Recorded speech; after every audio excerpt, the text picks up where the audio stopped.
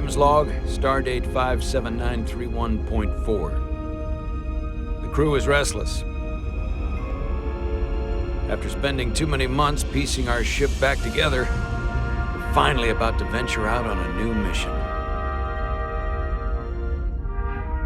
And the crew isn't letting this unprecedented ion storm slow them down. They're ready for something different. I know I am. Perhaps more than any of them. Fortunately, nothing ever stays the same. It's entropy, the nature of the universe. Change is inevitable. And while entropy says order gives way to chaos, in this case, change is good.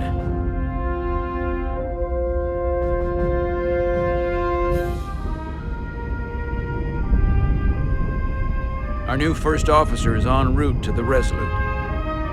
Jara Rydek. I know she'll bring a welcome dose of new blood to the crew.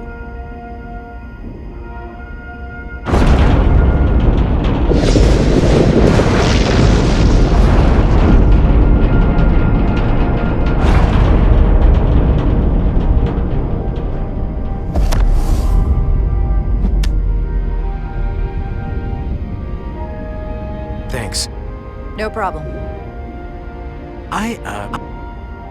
I'm not great with flying. But these little shuttles are the worst. Stick around in Starfleet and you'll be sure to see worse than this. I have. And you're here to talk about it. In the flesh. That's good.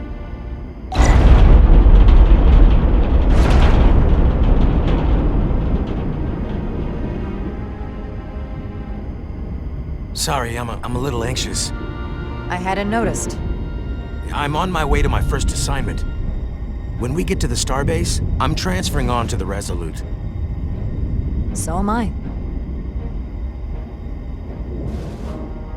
It won't be easy for Jara to step in at the 11th hour like this. But if she's half the officer I knew she could become when she was a cadet at Starfleet Academy, she'll be the XO this ship needs right now.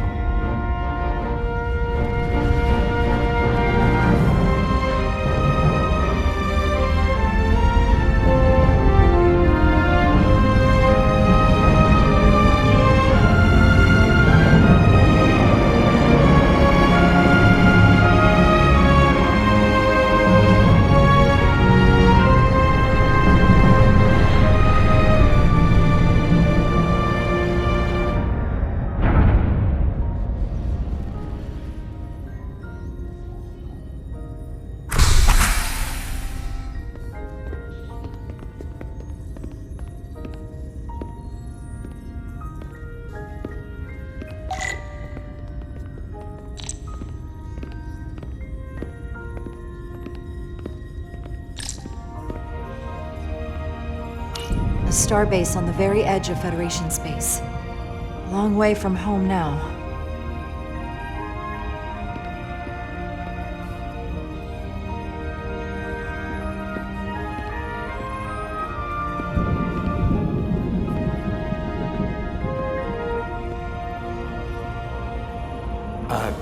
Commander? I'm not usually such a nervous wreck, by the way. I actually did well at the Academy. Oh yeah? Maybe you've heard of the Torvalin test? Sounds familiar. It's a tactical simulator that makes the Kobayashi Maru look like a picnic on Pintaris 5. Anyway, I finished in the top 20. Not just in my class. I mean, all time. In the history of the Academy. So, there's that. Really? That's quite impressive. Thank you. It was tough, but you know, I set my mind to it and it paid off.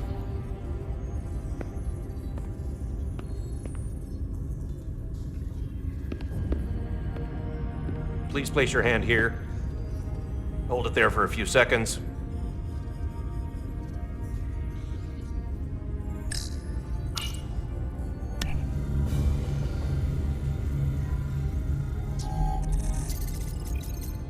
Welcome, Commander Rydek. Wait, You're Jara Rydek? You absolutely crushed the Torvalin test. You finished in what, like the top 3? That would be me. Now I'm really... It's an honor to meet you, Commander. Sorry, I didn't realize before. I just came off the shuttle and was glad to be on solid ground, so to speak. The pleasure's mine, Ensign. Paul Calloway. Good to meet you. I believe Commander Ermot is expecting you. He's in the concourse just ahead. See you on the Resolute.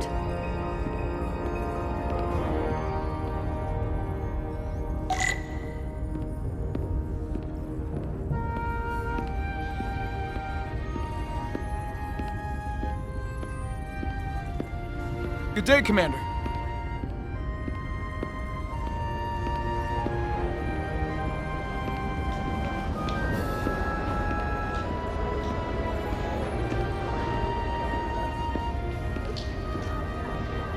If I remember my briefing, Commander Ermot is a Boolean, so I'm looking for someone with blue skin.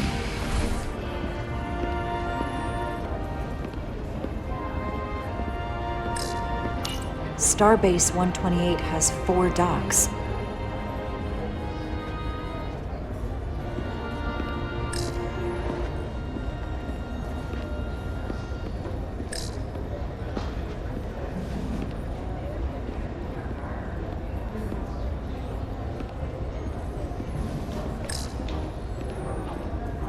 Excuse me.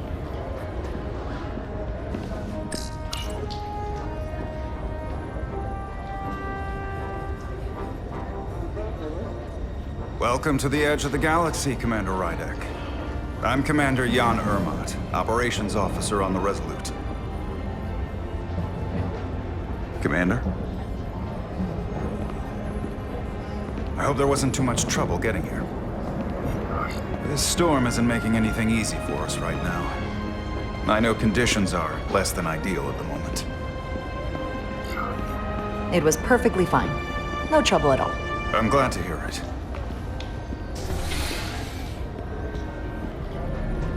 We're grateful you were able to come fill our first officer vacancy at such short notice. From everything I've read and everything I've heard, we're lucky you were available to us. Coming from a premier starship and all. To our little research vessel. I'll do my best to live up to expectations.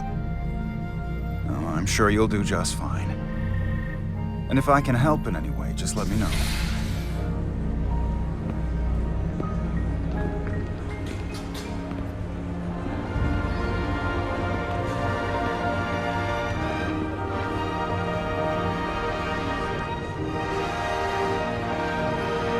USS Resolute. She may not look like much compared to the bigger ships, but as far as science vessels go, she can more than hold her own. And she doesn't look so bad considering 6 months ago she was nearly cracked in half, venting plasma, fighting for her life. It was an accident? Equipment malfunction. An accident suggests fault, but no one's to blame. It was a planned test, but the warp core was pushed beyond its limits. It destabilized the dilithium, there was a runaway reaction, and the warp bubble deformed. We thought we could reach a higher resonant frequency, but it was more than she could handle. Cost us our first officer and 22 of our crew. At the end of the day, we're all responsible for each other. That's what it means to be a crew. I can't even begin to imagine what that must have been like for you. I'm so sorry for your loss. Thank you. It does weigh heavy. There are some things you can't forget.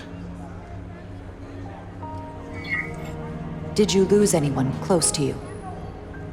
Too many. And to that I'll just say, you have big shoes to fill. Listen. I realize you've known Captain Solano for quite some time. And I'm glad you're ready to bring your best. But I should warn you that when the captain announced you would be the new first officer, there were those who felt it was a mistake, that he should have promoted from within. So you might want to tread lightly at first. Until they come to value your contributions as much as he does. Thank you. Always good to have a sense for what you're walking into. I just thought you ought to know. I appreciate it. Starfleet has assigned us a high-priority mission to the Hotari region. I'll let the captain brief you on board. I know he's eager to see you. Will we be mission ready in time? We have every intention. The crew has been working around the clock to get the ship ready. There's still so much to do.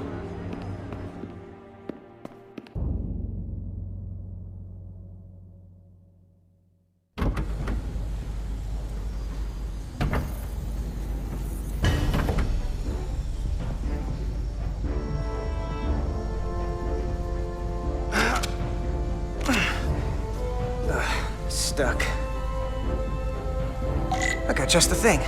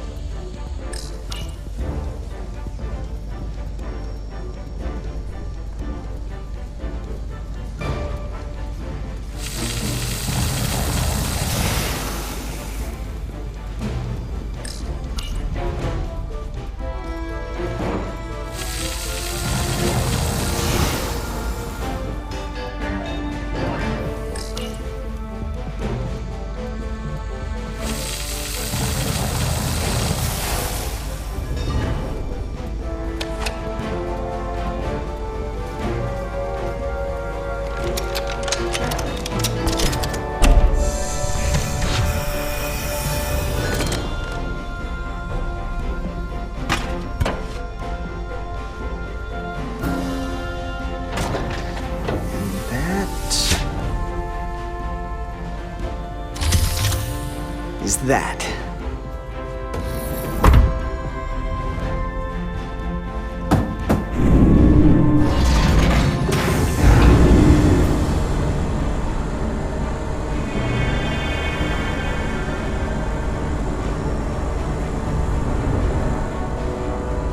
I thought that thing was totally fried.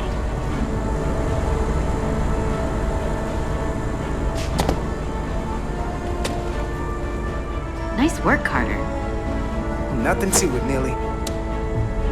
And not a moment too soon. The boss wants us down in engineering. Like, now.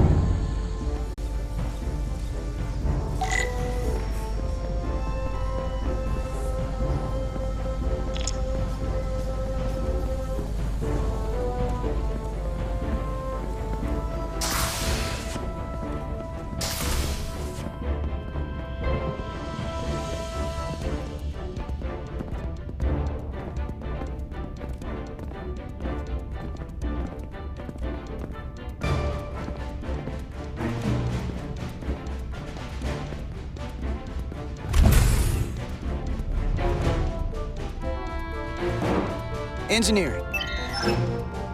I heard the new XO just arrived. Won't be long before we get underway. I just hope whatever Chovok called us down for, it's something good. I can never tell with him. I'd rather not end up degaussing plasma manifolds. Hanging upside down makes me queasy. You and me working together, we can tackle anything he throws at us. Your optimism is positively contagious.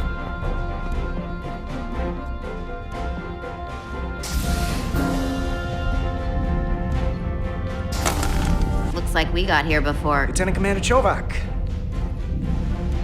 We were just looking for you, Commander. Petty Officers Edselar, Diaz. I was beginning to think you would be late. We are all hands on deck right now, which means if you are not at your post at the appointed time, I do not have someone to replace you. A point I have been forced to make to Petty Officer Edselar on repeated occasions. Apologies for the delay, Commander. I do not want your apologies. Simply see to it that it does not happen again. So, I don't suppose you wanted us down here to check in before we go off duty? Equip yourselves in EV suits to work on the exterior of the hull. I need you to tune the structural integrity field for optimal performance. The subspace distortions and ionic interference we are experiencing are preventing the proper calibration.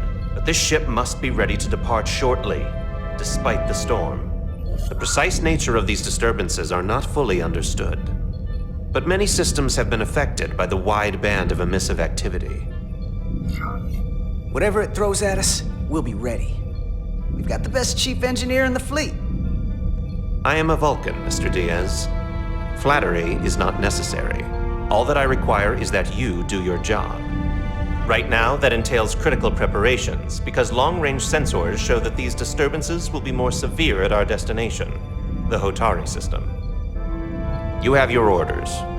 Do not delay. Yes, Roger Commander that. Chovak. All hands on deck. What's that? All hands on deck. That's what Chovak said. You know what that means? It means this ship isn't ready to go out and the brass know it. So they're throwing every warm body at it. And they're going to leave on schedule. Consequences be damned. It all comes down to us, Nelly. We're the ones who will get it ready. I know what we can do. But this isn't just any old refit or any old relaunch. Oh, whoa. Excuse me. A lot of new faces coming on board. It's gotta be tough coming as a replacement. That's for sure. They seem all right. Something that happened 6 months ago while they were off on another ship? Well, that's nothing to hold against them. Yeah, you're right. I guess getting a little new blood on board doesn't hurt. Hold on. Now there's an old face I didn't expect to see again. Hey, Miranda! You weren't gonna leave without me, were you? Miranda, you're here? We thought you were staying on the Adirondack. Transfer came in at the last minute, so I figured I'd slum it on this bucket of bolts. Looks like you got her back together pretty nicely. I wasn't sure what to expect. I'm gonna take the high road here, pretend you didn't say that, and welcome you aboard. He's a better diplomat than I am. He still owes me a bottle of Saurian brandy. Don't think I forgot. Oh yeah, it's coming back to me now. Maybe Carter can rustle up that bottle and we can give you a proper welcome. As soon as we wrap up this quick little spacewalk.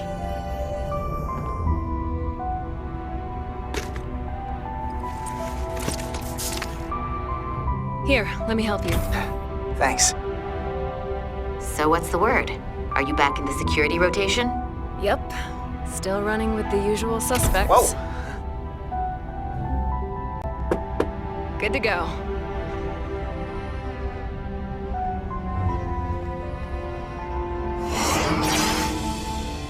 See you on the other side. Activating magnetic souls.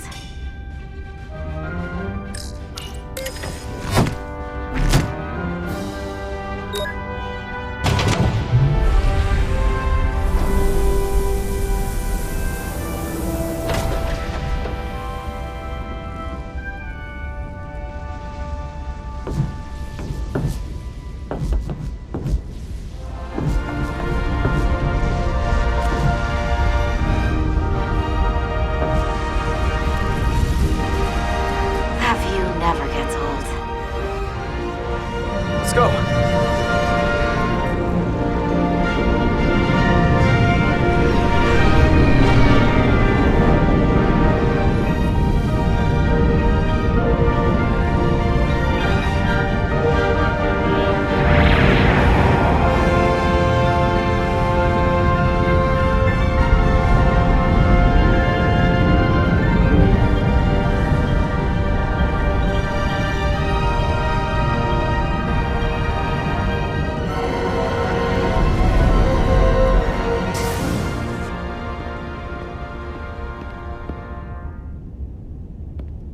Captain Solano should be here momentarily.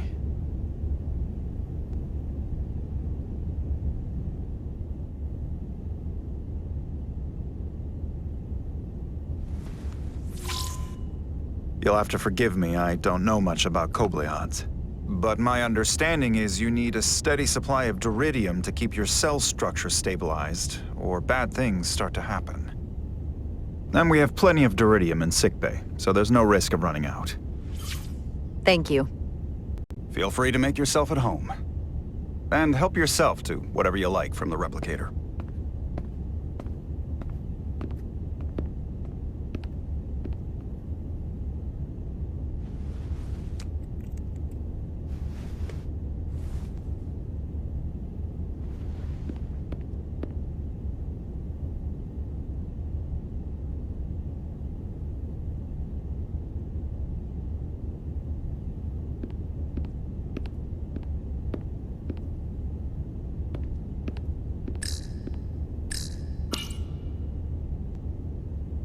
The first mineral Captain Solano ever discovered.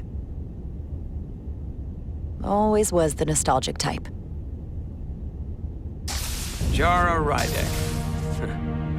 Last time I saw you, it was graduation from the Academy.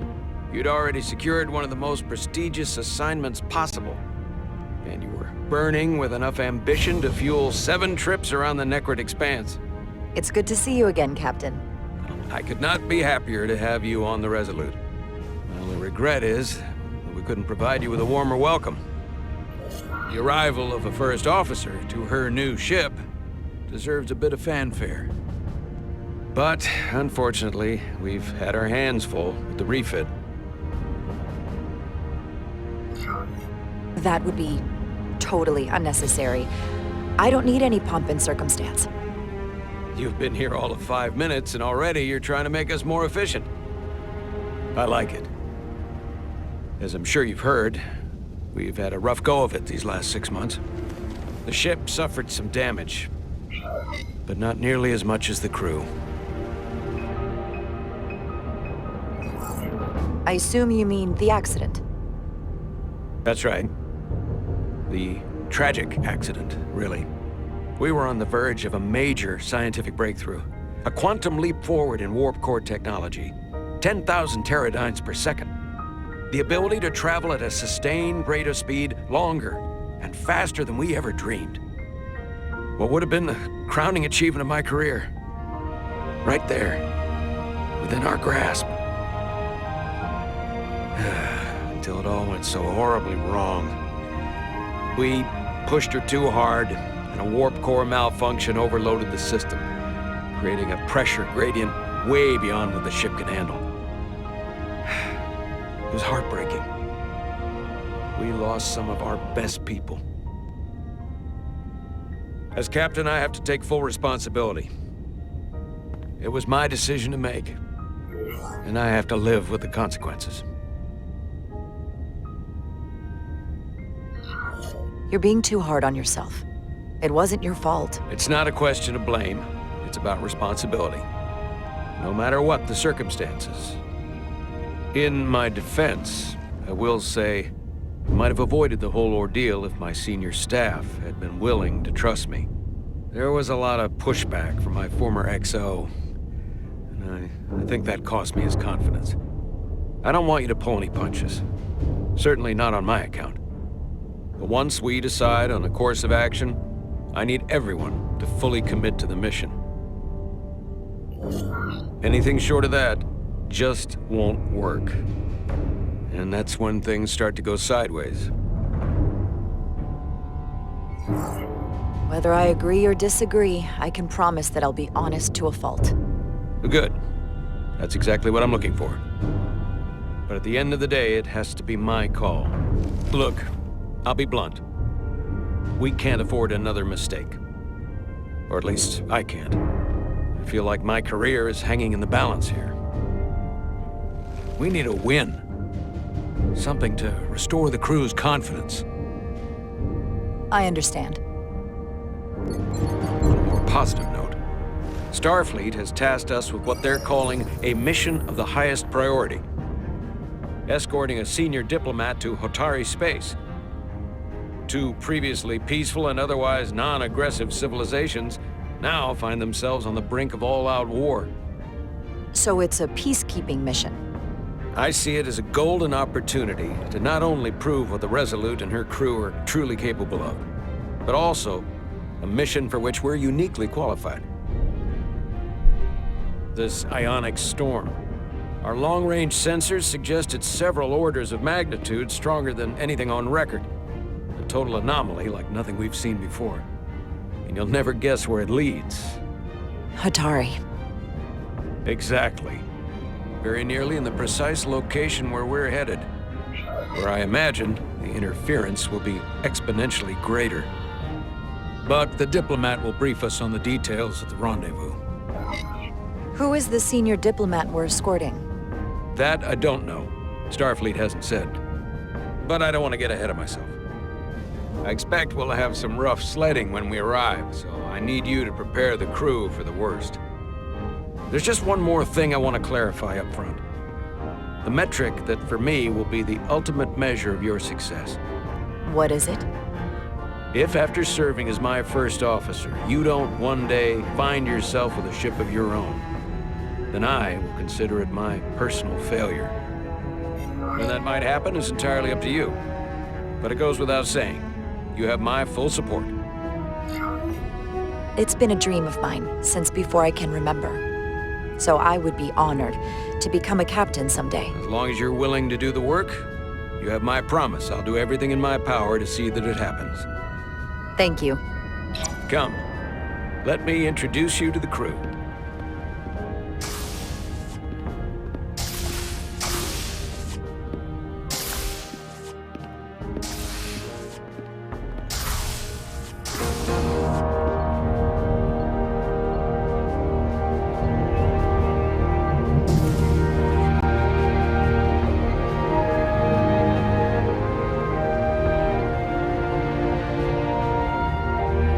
Everyone, if I could have your attention for a moment. I'd like to introduce Commander Jara Rydek, our new first officer.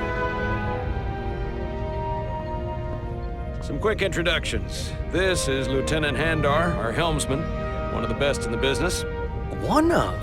Well, what he lacks in humility, he more than makes up for in ability. A pleasure to meet you, Commander. Likewise. Next, we have Commander Westbrook, our Chief Science Officer. I've come to rely on his expert counsel on a regular basis. Pleasure. Commander Rydek, it is such an honor to meet you. This is our Tactical Officer, Lieutenant Bedrosian, who's been looking forward to meeting you for about as long as I can remember. I've been following your career for quite some time.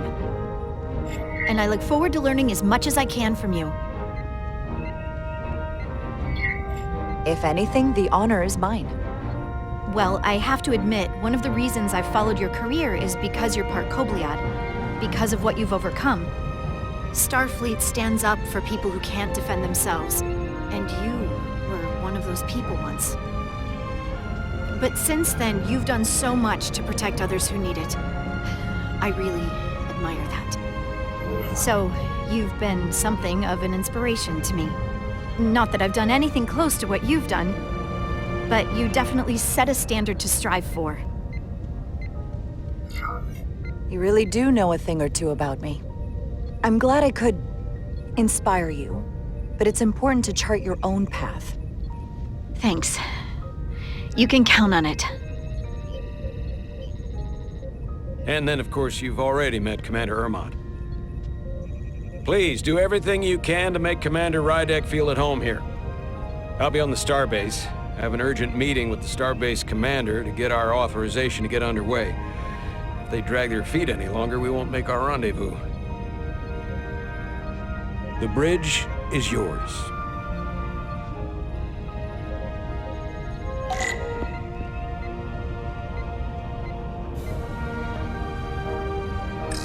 Operations. Staffing, supplies. There's a lot to keep track of on a starship.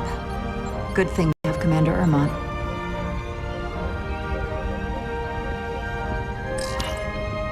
The helm. The Resolute is a refitted Centaur class, meaning it's capable of quick maneuvers.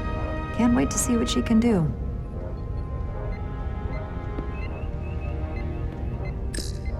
Science Station. The Resolute is a science vessel, primarily. Might explain Commander Westbrook's attitude. I'll have to speak with him later.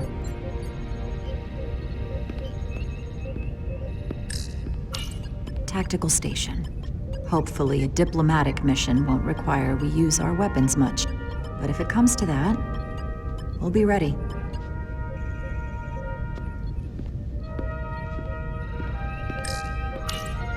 Communications.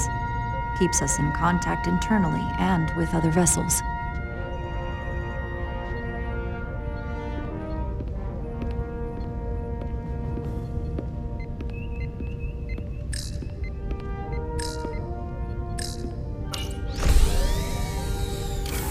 Tactical holodais.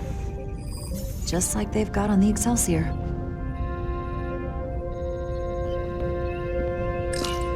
The first officer seat. My seat.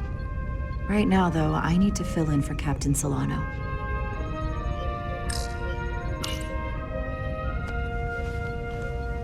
Commander, Chief Engineer Chovak needs to lower the structural integrity field.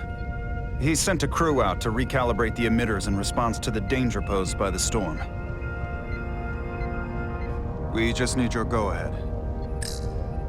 Permission granted. Lowering structural integrity field, now. Entering maintenance mode. Condition blue.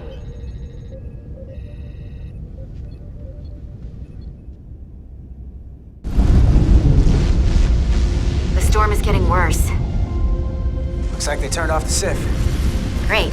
Let's get to that emitter.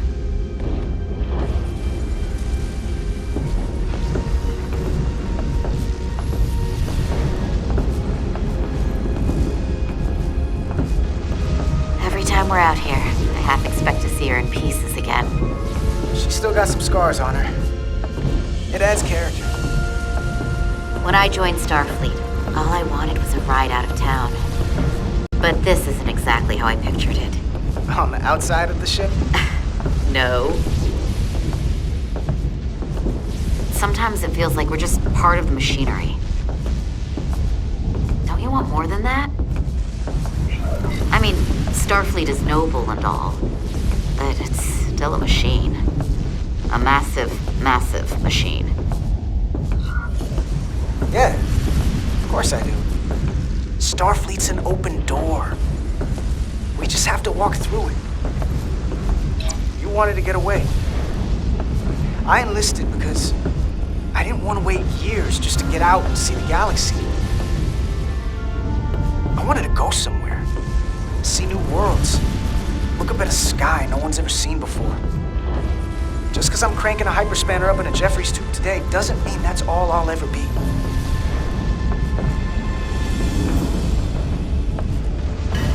Diaz to Commander Chovak.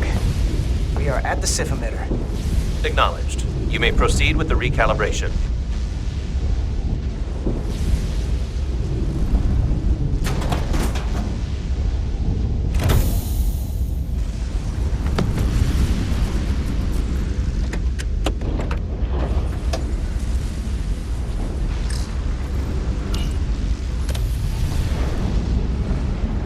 Beginning recalibration.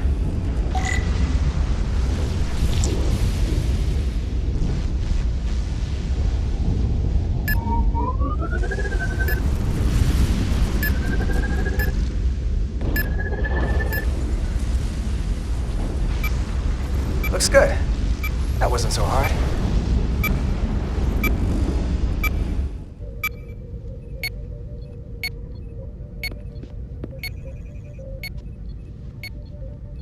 Commander Westbrook, right? Chief Science Officer. You remembered my name and my rank. Impressive. Yes, I'm the Chief Science Officer, and I have the dubious honor of being the most senior officer on this bridge. I know this ship inside and out. Better than just about anyone. What a very impressive list of credentials. This is a research and discovery ship, first and foremost. Now with a former tactical officer as its new first officer. I'm curious, though. A Kobliad, or half in your case, is an odd choice for first officer. given your vulnerable condition and all. But if, as an example, we found ourselves in a hostile situation, and you were suddenly incapacitated because you needed an infusion, what would happen then?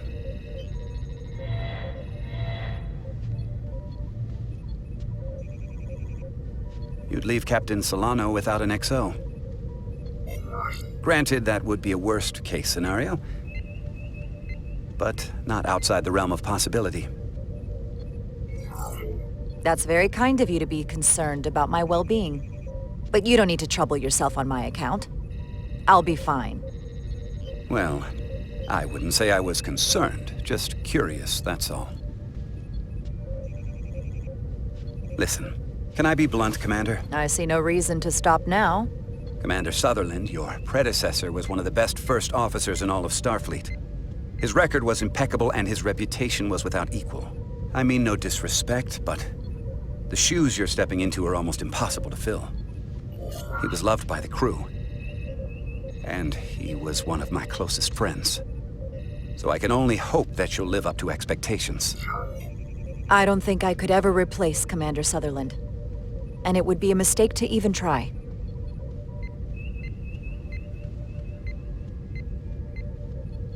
Seeing as Captain Solano is on the starbase, let me give you an update on this ion storm we're flying into. It's unusual, unlike anything I've ever seen. At the moment, I can't tell you if the Resolute will shrug it off or if we're putting ourselves at risk. However, if we learn more about its patterns, its nature, we can come up with a scientific countermeasure. Just a moment.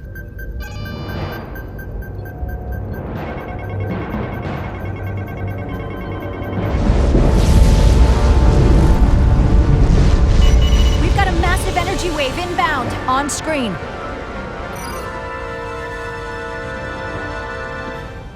Tracing its trajectory. Starbase docking clamps are holding. The storm's emissions are fluctuating, coming in waves. And if my projections are right, we're about to get hit by a wideband burst of ionic energy, like a tsunami. I'm reading power abnormalities all over. Red alert! Aye.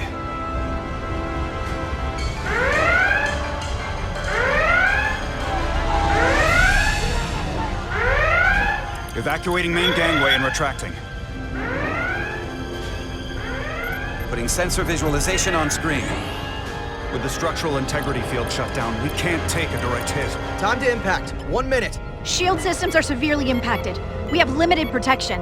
I need every available solution. What are our options? We can weaken the impact of the storm with a deflector pulse. There's a better way.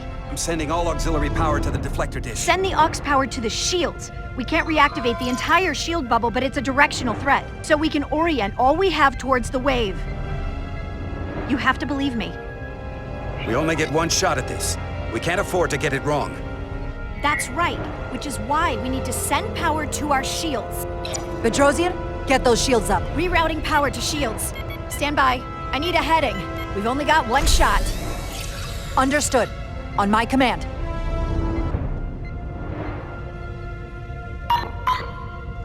Heading locked. Raise shields.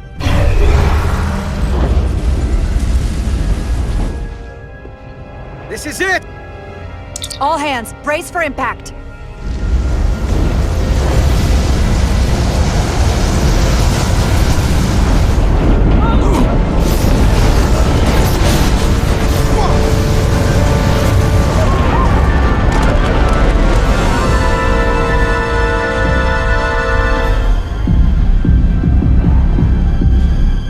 What happened? We have experienced a surge of radiation. Oh, you don't say.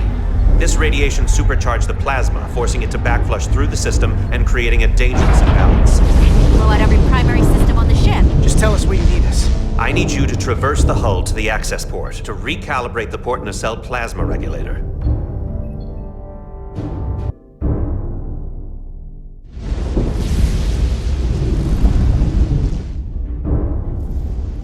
We've reached the first access point. Understood. Do you see the override for the level 1 failsafe circuits?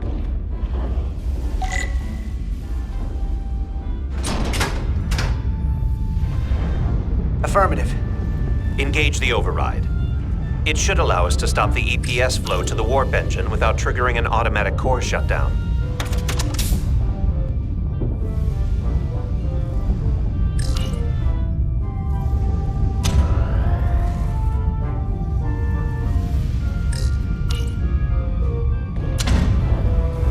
Failsafe override engaged. Are you sure? I am registering some crosstalk in the bypass circuit. We need to route the signals so they don't interfere with each other.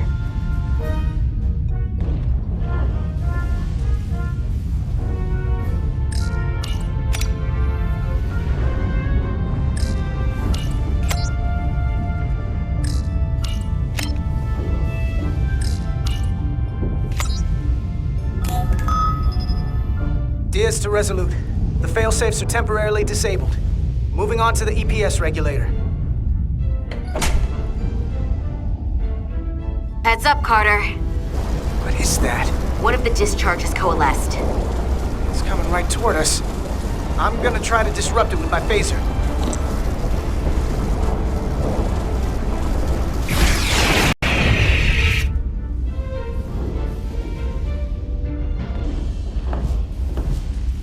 So we gotta climb up the pylon. Not that there's really an up, but, you know.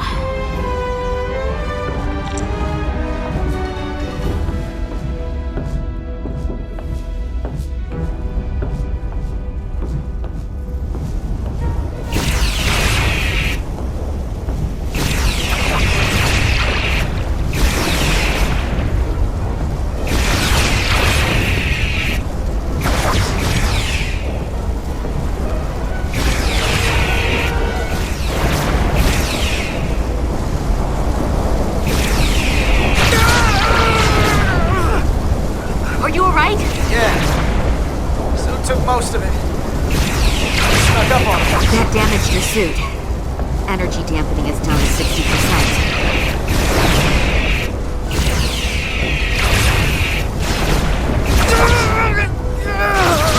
Carter! That hurt. Do not get hit again.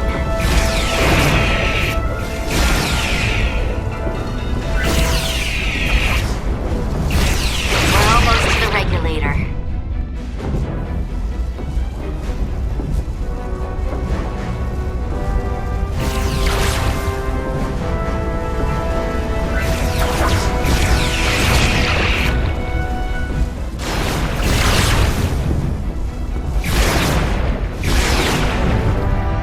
At the regulator. Opening the access panel. Now halting the EPS flow to the port nacelle. We have little time before it causes an overload in the engine. You must work efficiently.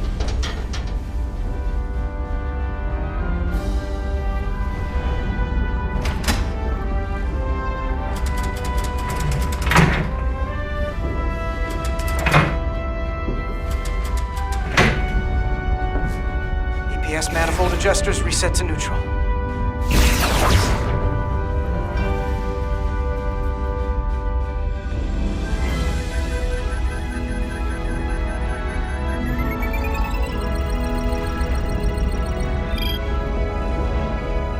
EPS lines to the port warp engine are back in balance. Almost done. Once I cycle the manifold nozzles, Chovak can...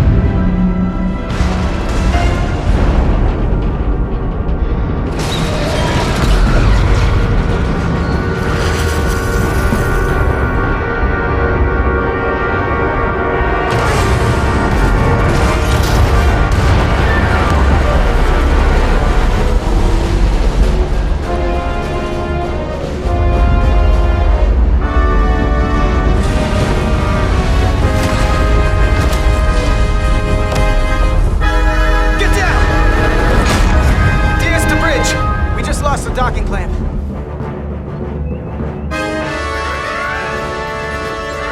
got a lot of debris coming down.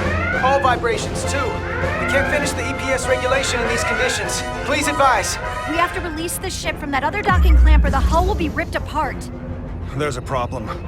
The clamps are supposed to disengage automatically in an emergency, but it's not working. Not working? What are our options? The docking clamps are fitted with exploding bolts for an emergency release. We've got crew out there. That'd be like setting off a bomb next to them. Maybe there's another way. Starbase is hailing us. Put him through. Resolute, the remaining mooring arm is failing. You need to disengage from the starbase now. The damage to the station will be catastrophic. The docking clamp isn't functioning. We're exploring our options. The option is to detonate the emergency release. Commander, hear me out. Reverse the polarity of the hull, which theoretically will repel the docking clamps. And repel the engineering crew right off the hull into the storm. This is Captain Solano. Put me on screen. Go ahead. Captain, we have a situation. Commander, what are you doing? Blow the bolts on the docking clamp. The captain doesn't know the whole story. I'm giving you an order. Jara? Yes, sir. Disengaging the clamps. They're gonna get hammered with debris out there. The captain made himself quite clear. Reverse the polarity. There is protocol. And there are lives. What is the holdup? We're going to blow the bolts. Starbase, stand by. We'll warn our crew to take cover. Get it done, Rydek.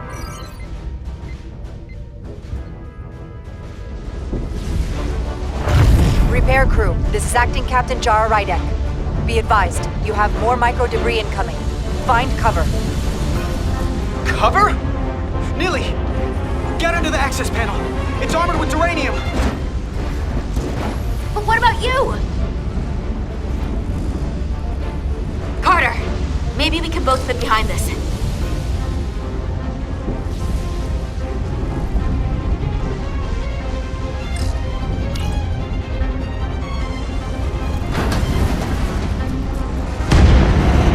They've blown the other docking clamp. Hurry!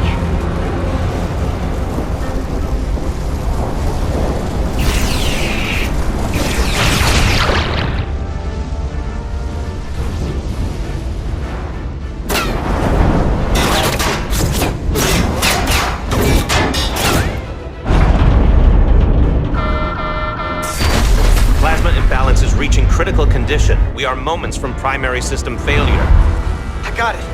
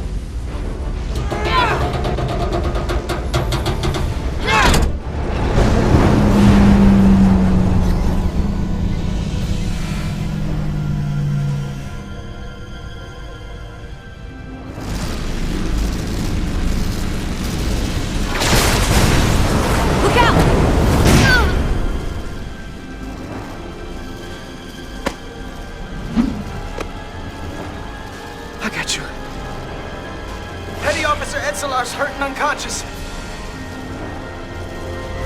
I'm gonna have to tow her back to the airlock. Mr. Diaz, the situation has changed, and you are at risk of triggering a substantial electromagnetic arc if you approach the main hull the way you came. But Commander, the way we came is the nearest airlock. There is an auxiliary hatch near you on the far end of the pylon. You must bring Miss Edsolar there to access the interior. Roger that.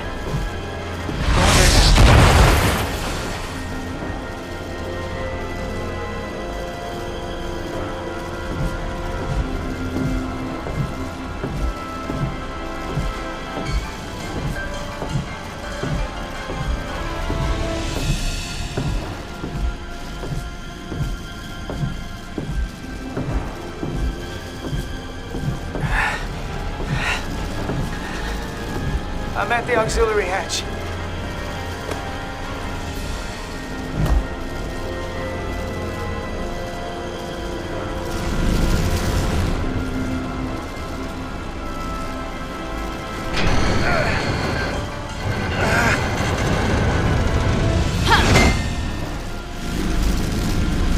You go first. What? Let me save your neck this time. No time to fight me on this. Get in there! Not on your life.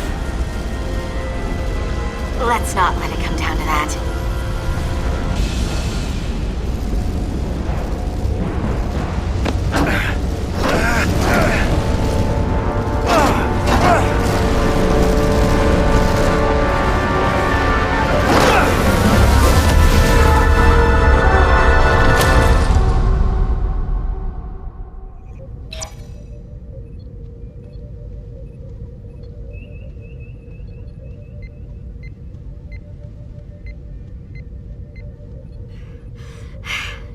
We made it.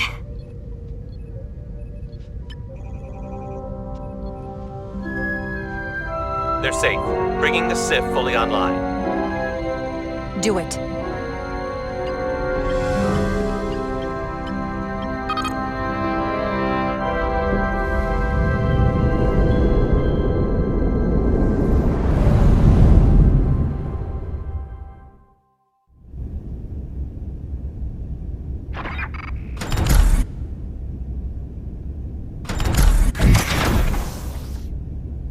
Nilly. I'm good. Help me with him.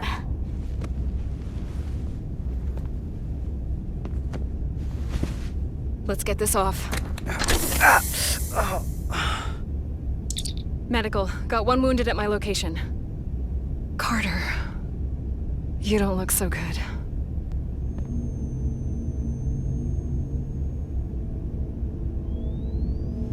You gotta be more careful. I just got here. I'm not ready to see you two get blown to space dust just yet. Now let's get you down to sickbay. Great.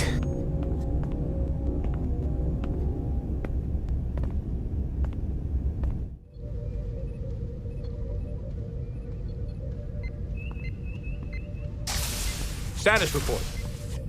The repair crew made it inside. EPS flow is back to nominal levels. The SIF is back up. How does this affect mission readiness, Mr. Ermont? The Resolute suffered damage from the exploding bolts. But we've successfully moored to the station. The ship is secure. Our systems are coming back online, but we have a fair amount of repairs before we're ready to go.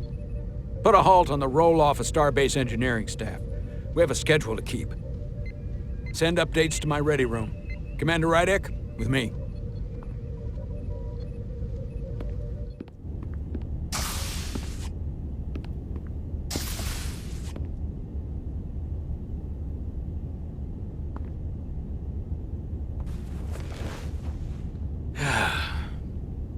What a debacle. I was caught with my pants down. Not even on my own ship when the wave hit. I had to go running out of the Starbase commander's office just to... But you followed my order. I appreciate that. Hell, I'm relieved. I did it because it was the right thing to do at the time. It's protocol for a reason. That doesn't make this better, Jara. But you see my problem, don't you? They were all against me on that bridge. And they were ready to go against my orders. I'm not blind to it. If there are any problems, I'll keep them in line. At least I can count on you.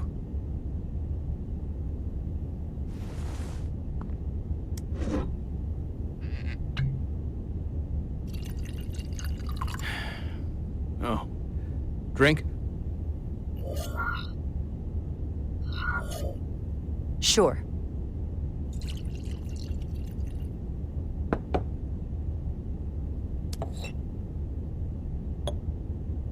Thank you.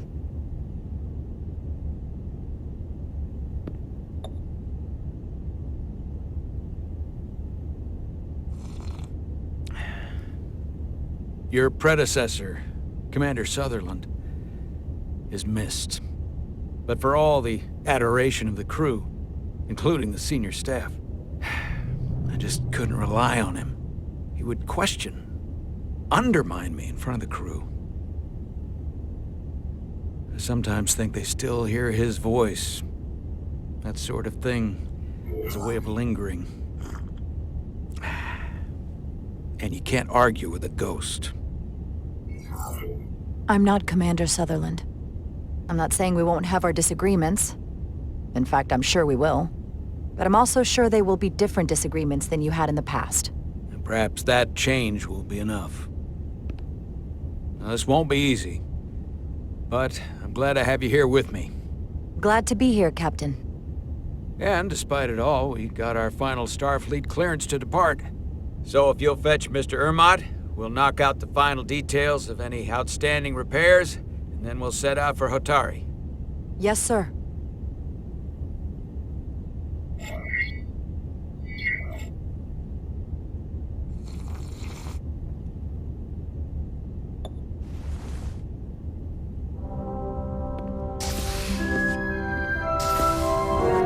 Ready or not?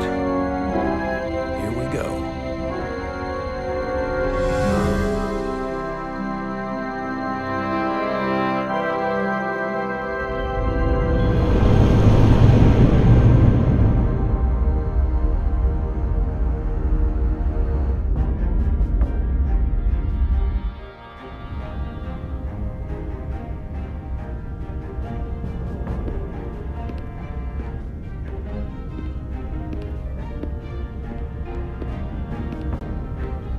All departments reporting full mission readiness.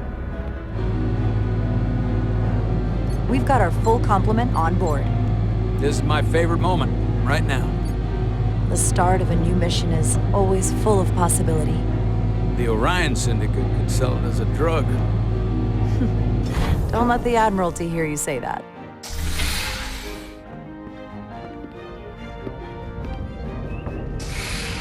Captain on the bridge. Sit. Sit, everyone. You all know, I'm not big on speeches. We're embarking on the first mission since our refit. Let's make it a good one. Disengage docking clamps.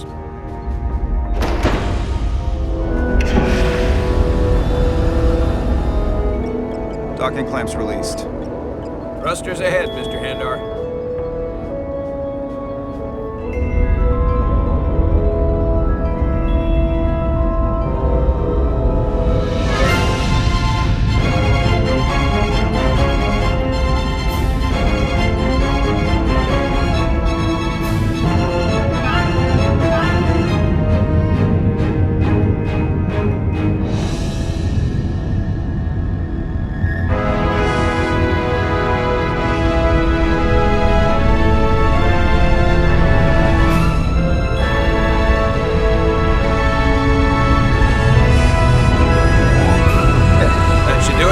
Set a course for the Hotari system. Prepare to go to Warp 8.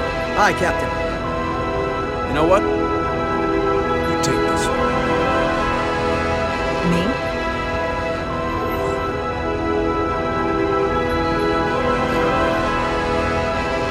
Engage.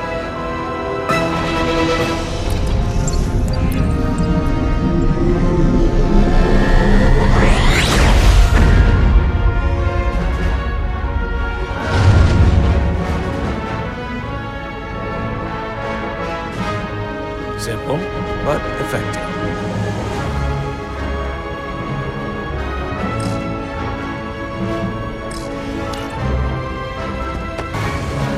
Easy. Thank you. I'm fine. Really, You don't look so good.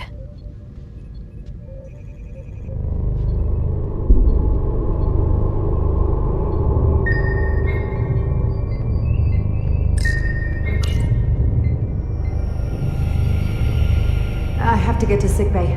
Go.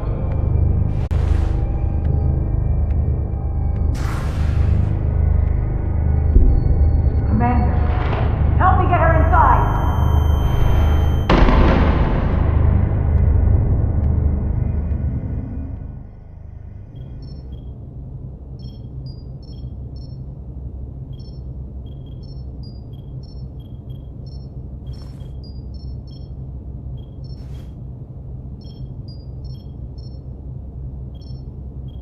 Well, that was quite a scare. A few minutes more and it would have been one of the shortest tenures on record for a first officer. Is that the engineer that was out on the hull? That storm did a real number on him, but he'll live. Just needs rest. You should worry about yourself. Your duridium levels got dangerously low and destabilized your cell structure. This is definitely one of the more memorable first days I can think of. My name is Dr. Aram Duval, Chief Medical Officer. To be honest, I've never met a Kobliad before. You're... rare. I know. I was going to say special. Your people's numbers have dwindled, despite the Federation's efforts to find a more readily available alternative to the duridium you need to survive. Yet you joined Starfleet and managed to thrive. I imagine the responsibility must be overwhelming. Maybe even a burden at times.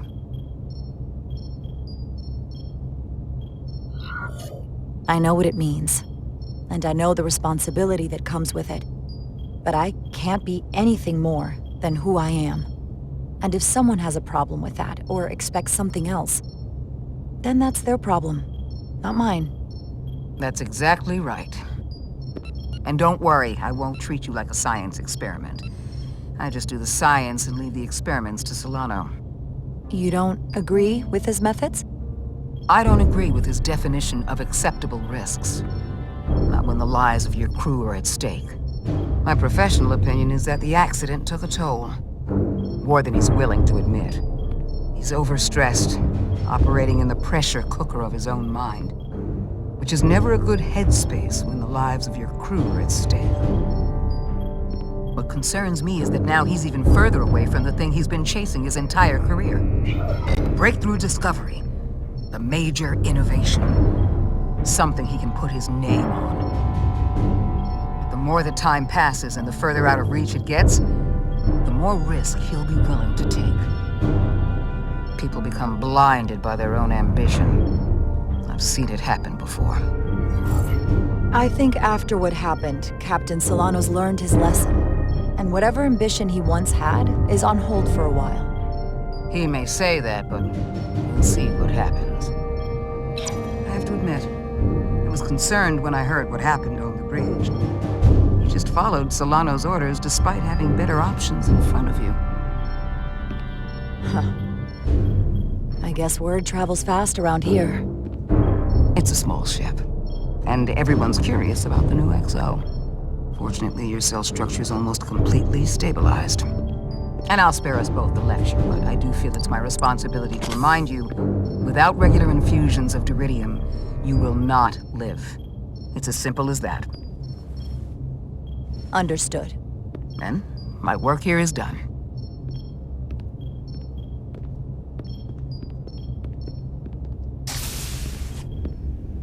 Lieutenant Bedrosian.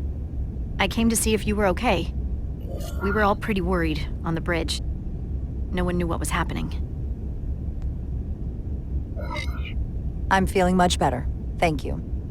It's just part of who I am. You don't have to explain to me. I understand. I'm just glad you're okay. You trusted me earlier with the shields, and I appreciated that. I want you to know that I have your back. Thank you.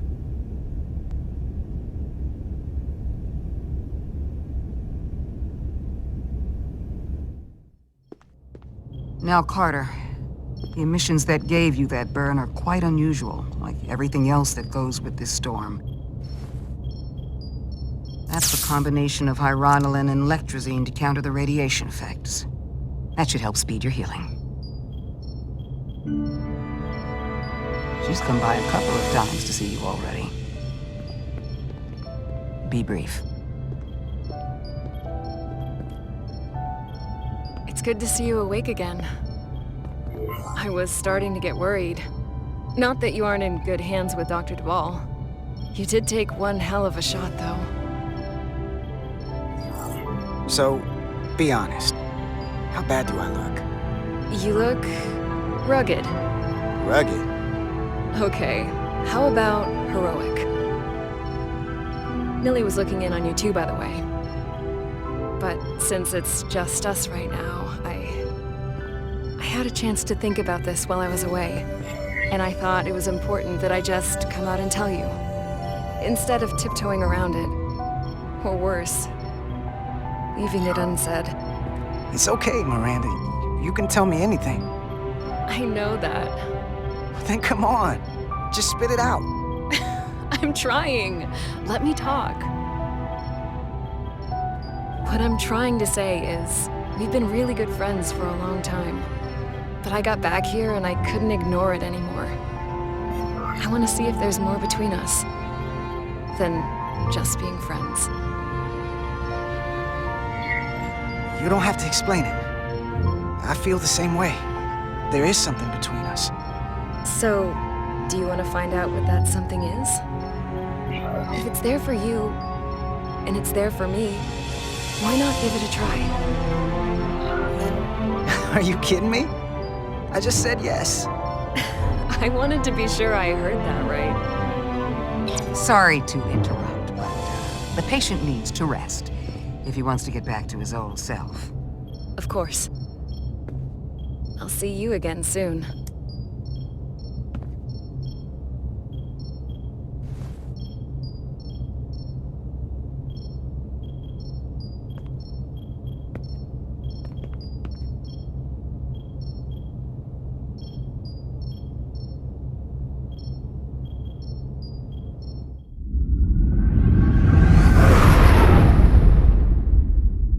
Approaching the rendezvous point outside Atari space. Helm, bring us out of warp. Dropping to impulse.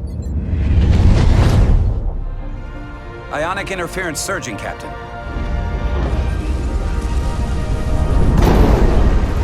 Shield integrity holding. We can take it. We are at the correct coordinates to meet the shuttle. Commander Rydek, find us our diplomat, if you will. Aye, Captain. Let's reduce the noise. Filter out environmental signals. I can manually tune what's left for Federation signal types.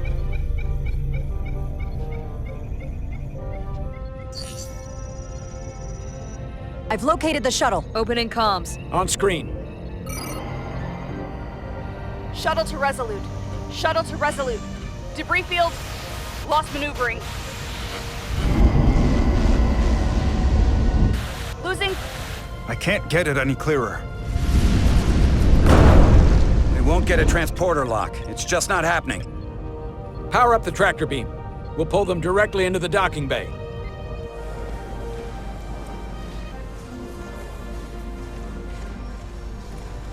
Diaz, you good to run the tractor emitter? Yes, sir. You sure? I'm sure.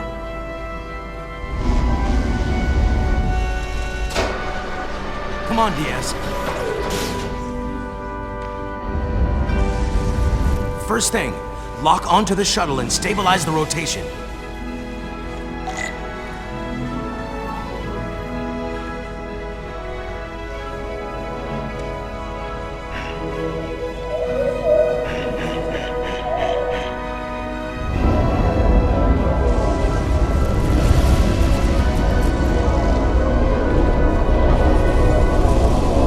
Debris. I'm on it.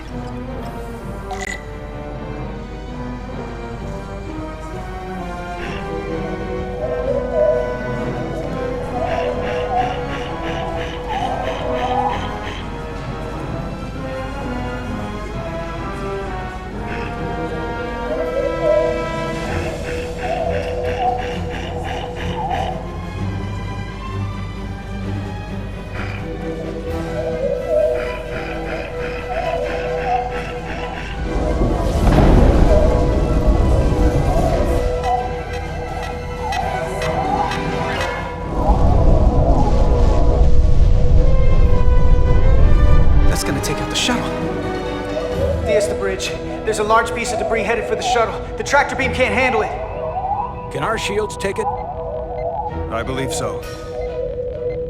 Commander Rydek, plot an intercept course. On it.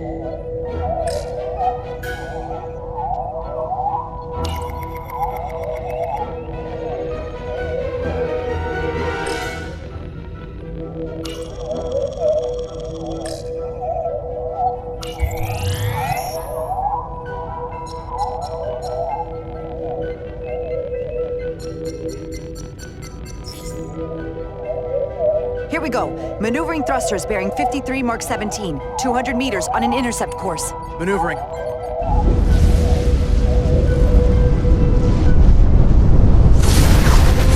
Got it. Whoa! Someone's working hard on the bridge.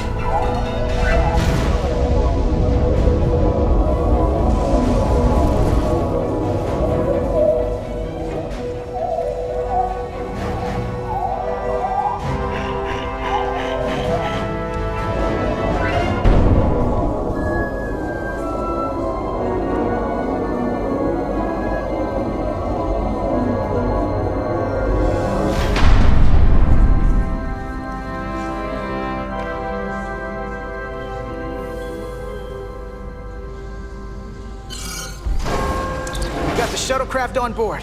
Good job. We're on our way down to meet them.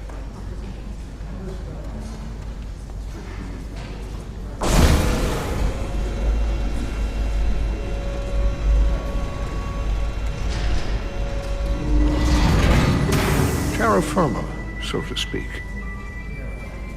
Ambassador Spock.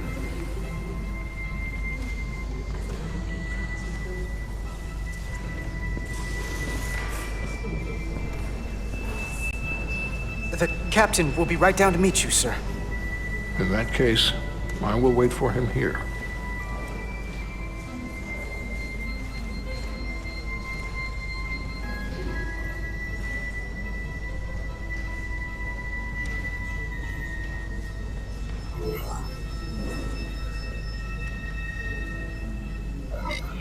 Well, let me be the first to say, welcome to the Resolute, Ambassador.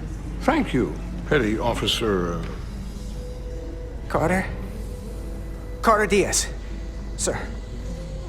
I am pleased to meet you, Petty Officer Carter Diaz. It appears I have you to thank for my safe arrival. Your assistance arrived not a moment too soon, if I may say so. Well, it wasn't all me. I got some help from upstairs. A bombastic approach to clearing debris. We thought we were prepared for our arrival in Hotari space, but it is evident my craft was not sufficiently robust for such intense ionic activity. The storm has been pretty intense. There was an element that was most unusual. Before you came to our aid, our maneuvering thrusters and impulse engines were rendered inoperable. So we attempted a short traversal at warp speed, only to find that we could not achieve warp at all, even though our diagnostics computer showed no faults or anomalies. What do you make of that? When all indications say that warp speed is possible, but in practice, we find it is not. Well, this storm is one of the strangest phenomena we've ever encountered. It's disrupted other systems. Who knows what it might do to a warp drive? Yes, it would seem further investigation is called for. Take readings, run some additional diagnostic checks, and we'll get to the bottom of this. Quite logical, Petty Officer Diaz. Thank you. Ambassador Spock. Excuse me. I'm honored to have you aboard. I'd like to get right to it. We're already behind.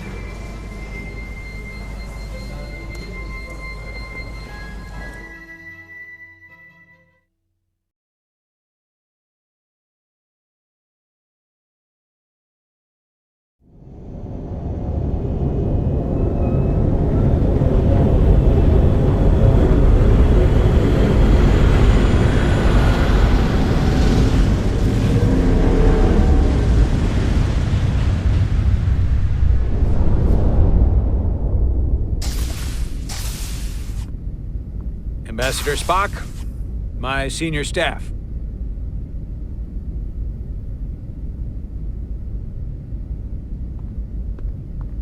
It's not every day that a captain gets to welcome a Starfleet legend aboard. You flatter me, Captain Solano.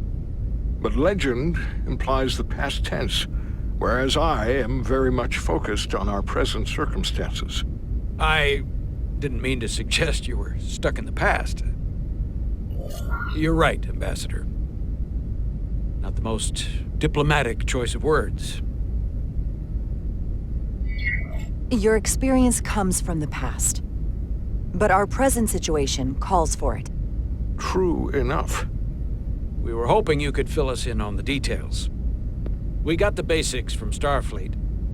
2 formerly peaceful neighbors are now on the brink of war. Indeed, and the tension between them grows fiercer by the hour.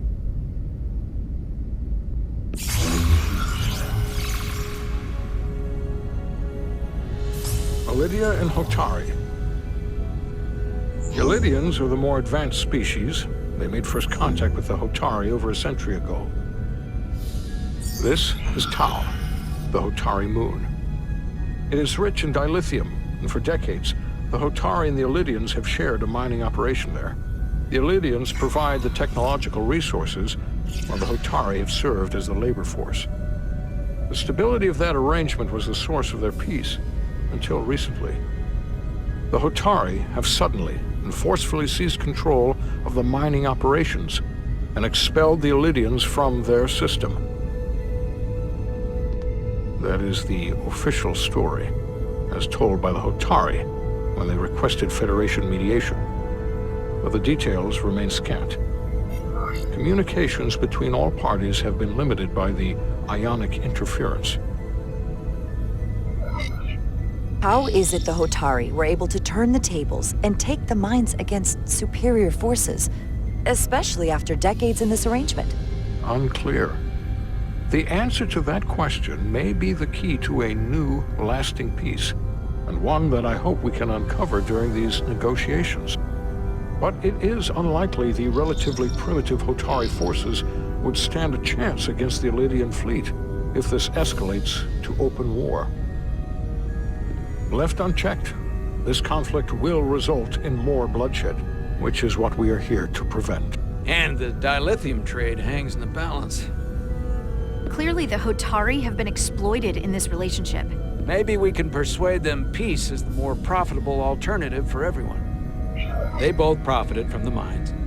And for the Hotari, something is better than nothing. Peace is our objective, after all. That is correct. If we could convince them, it would restore the peace.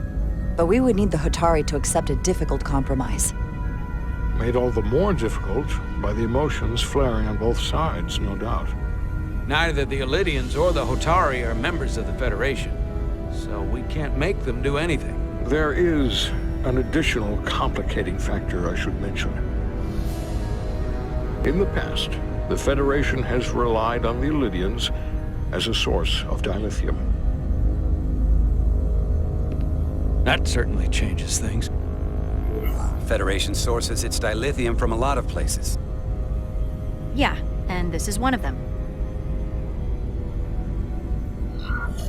That means the Hotari have no reason to trust us. I wouldn't go that far, Commander. We are completely neutral in this matter, on neither one side nor the other. Any suggestion otherwise would compromise our position.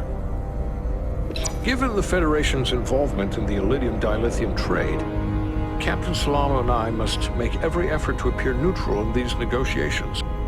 What worries me is if this whole thing unravels, and we're at the mercy of the storm at less than full strength. We can't let it come to that. Considering what the ion storm has done to our ship, and the Ambassador's shuttle, we have to assume the Elydian fleet has had problems with it as well. This recent surge in the energy disturbance temporarily levels the playing field. Commander Westbrook is correct. The energy anomalies around the Hotari systems have been noted in the past. But they have never been observed on the orders of magnitude we have seen in recent weeks. If it's keeping the two sides talking instead of shooting at each other, that actually helps us negotiate a peace. And we'll take advantage of that as long as it works in our favor. And when it doesn't? All the more reason to learn as much about it as we can while we are here. We do not want to be caught unprepared, should the energy anomaly continue to fluctuate. So I trust we understand our circumstances. We're operating on a strict timetable here, and we're going to be leaving for the negotiations shortly. Commander Westbrook, I want you to leverage our systems to investigate the anomaly from here while we're gone. Aye, Captain. Thank you all. Dismissed. I want to speak to both of you privately.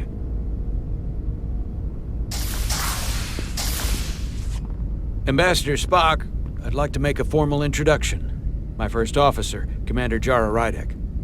Commander, as you are aware, there are limits to what Captain Solano and I can do in our official capacity as representatives of the Federation. But someone in an unofficial capacity, your first officer, for example, would not be bound by those restrictions. Commander Rydek could ingratiate herself to certain parties behind the scenes, where they may be more candid in revealing information that could lead to a resolution. She certainly goes her own way. Maybe that helps in this case. It would be unconventional, but I'm not opposed to it. I'm honored to be included in the negotiation process. You're not just included, you are instrumental. Well, I hope Commander Rydek will have more luck finding out what really happened than we will through official diplomatic channels. The fate of the negotiations, the interests of the Federation, and the prospect for peace will very well depend on it.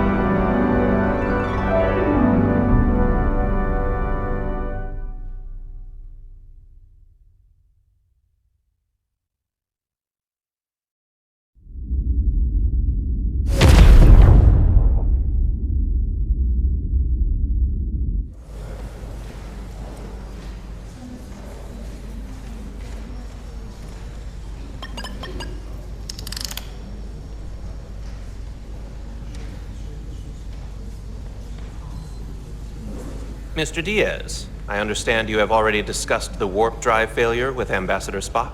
I have. It is imperative that the Ambassador's shuttle be flight ready. I need you both to ascertain the root cause of the system failures he encountered. I'm surprised, Commander. I thought you would have wanted to work on Ambassador Spock's shuttle yourself. I respect the Ambassador and his many accomplishments, but I do not derive any satisfaction from interacting with his shuttle as if it were somehow transubstantiated through its association with him. Especially when I have the entirety of this starship to concern myself with. I am not the chief engineer of this shuttlecraft. The Ambassador asked me to take a look, and I'm ready to crack this thing open. Good. You could learn from Mr. Diaz's focus. I'll take notes. Then I will leave you to it. Make note of any abnormalities in your report. Carry on. It seems like he's warming up to us. Yeah. Even Chovok has to look at that face and know you've earned some real respect. And I have to admit that I owe you one. You were right to make me go first. I don't know what I was thinking. You did the smart thing. You've pulled me out of trouble how many times? Call it even. Okay. At the very least, maybe I can track down that bottle of Saurian brandy you're still on the hook for. But first, we have work to do.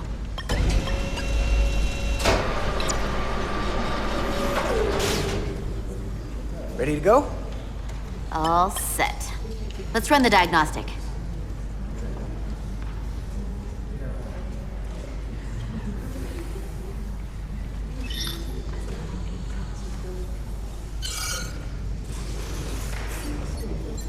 So, I know about your talk with Miranda. You do?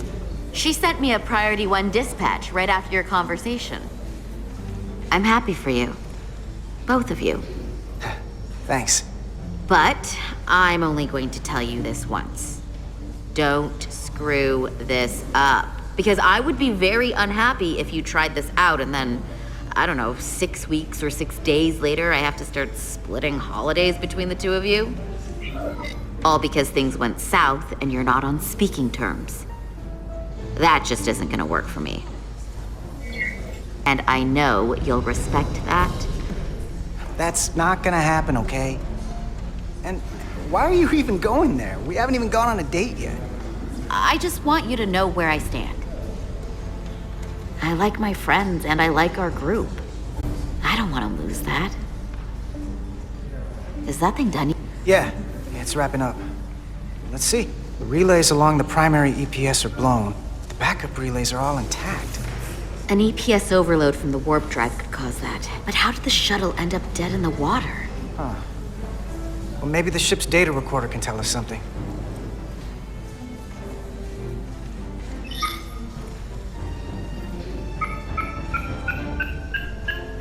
Here.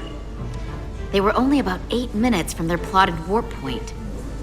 No faults, just those warnings. What are they?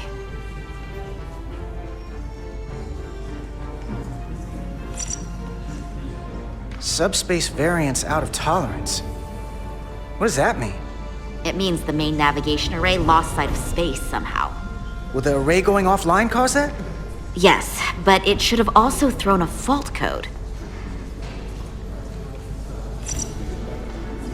The warp field became inverted suddenly. I've seen this happen when the center warp coil cracks. A cracked warp coil throws a fault code. Still, we should take a look.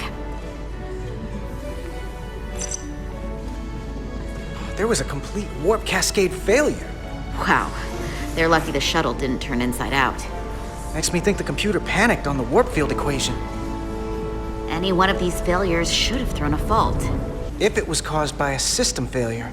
None of this caused the relays to blow. Roll forward to when that happened. Yes, ma'am. So here, they take a moment to get their bearings and they attempt to re-engage the warp drive. There. That's the relays blowing.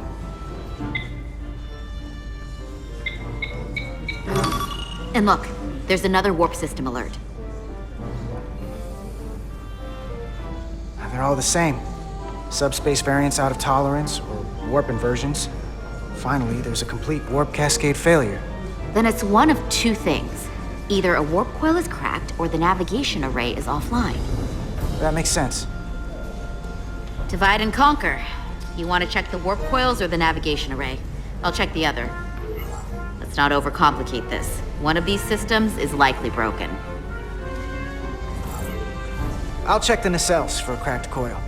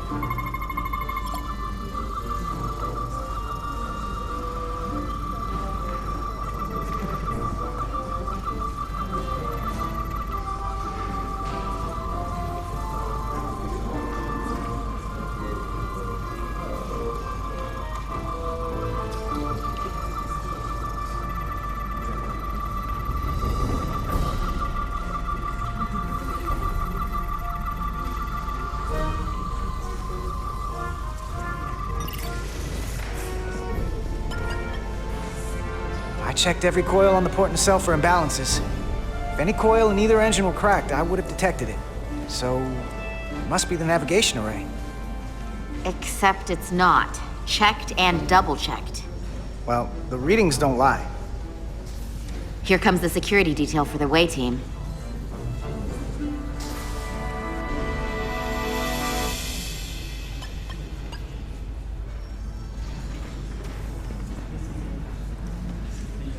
Hey.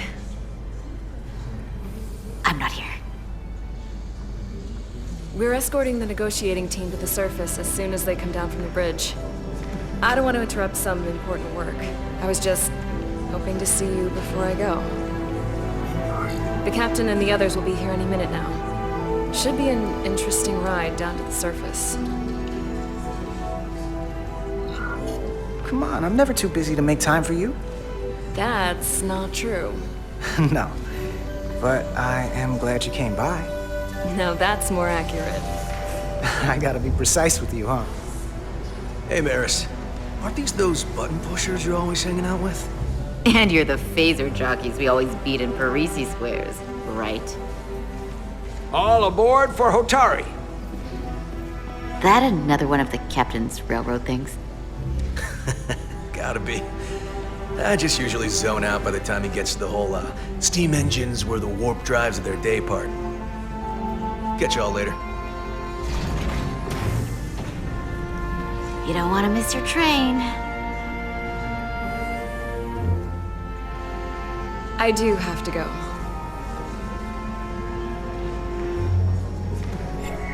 Not gonna lie, I'd rather not leave right now. More important things on my mind.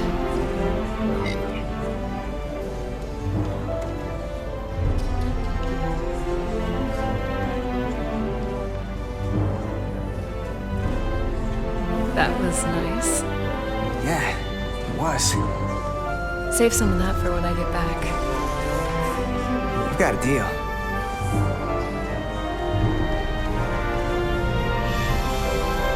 I'll be seeing you.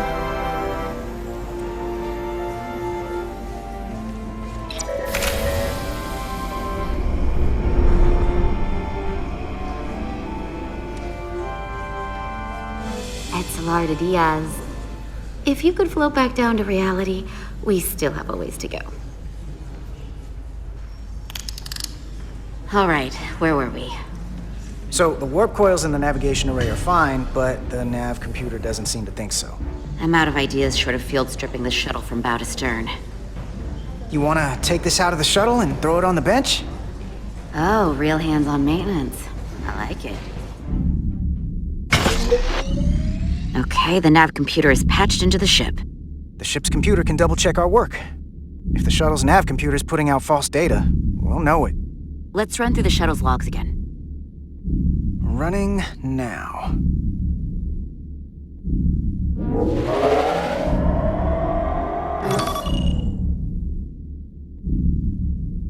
Same. Warp field inversion and a cascade failure. However, the Resolute computer doesn't show the same subspace variance. We're in the same conditions that the shuttle was in when it failed. Why wouldn't the ship's computer get a matching result? What if the subspace variance was a momentary occurrence? That's a possibility, and it would explain why the simulation under our current sensor readings failed to reproduce the issue. But a subspace anomaly strong enough to cause a warp field collapse would leave graviton ripples for days. Let's run with the momentary subspace variance theory for now. Roll forward to the shuttle's attempt to re-engage the warp drive. We need the conditions of space around the shuttle at the moment of warp failure. Resuming simulation.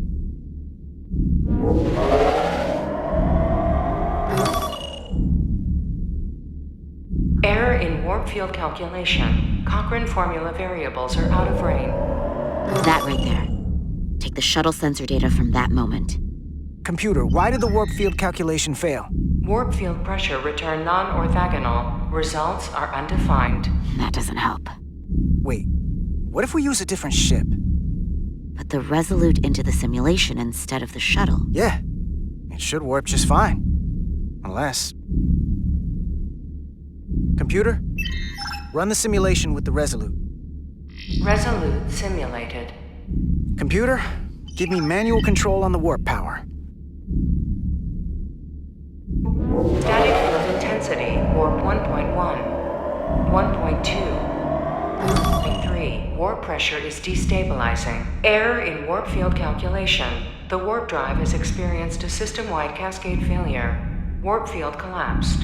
Subspace variance is out of tolerance. Cochrane formula results are undefined. Bingo. What-o? The same moment when the shuttle failed to warp, so did the ship. Whatever happened to the shuttle just happened to us. The Resolute will not sustain warp. We can't leave Hotari space.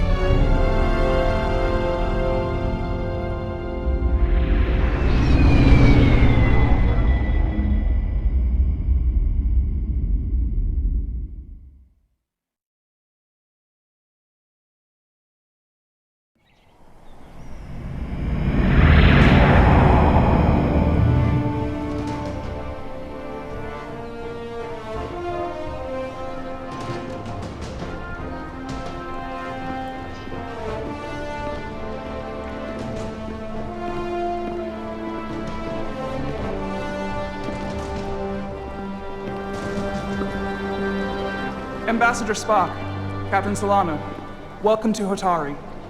We are honored you've come. My name is Tylos Altaris, Minister of Diplomatic Affairs.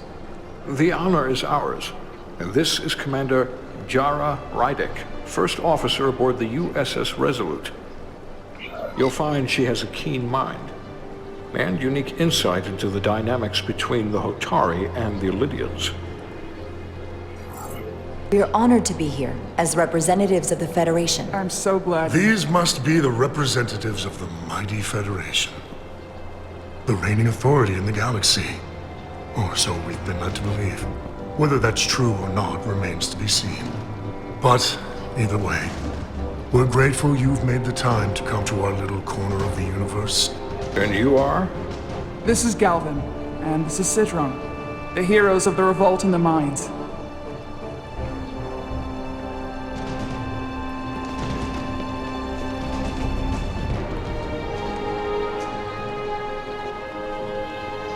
Let's hope this is the last time we ever have to come here. If you'll excuse me.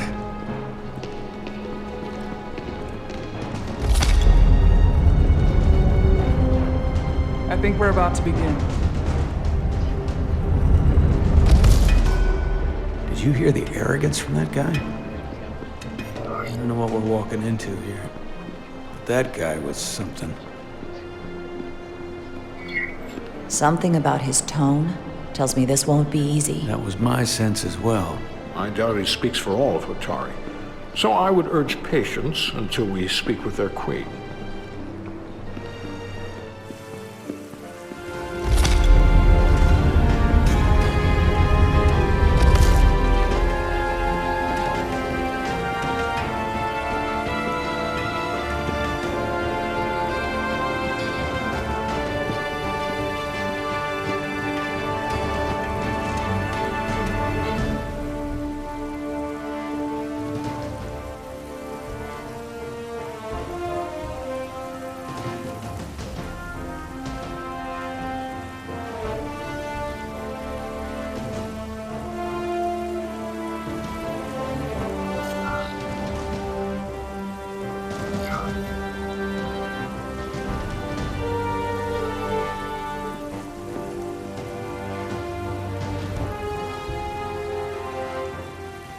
Ambassador Spock, welcome to Hotari Prime.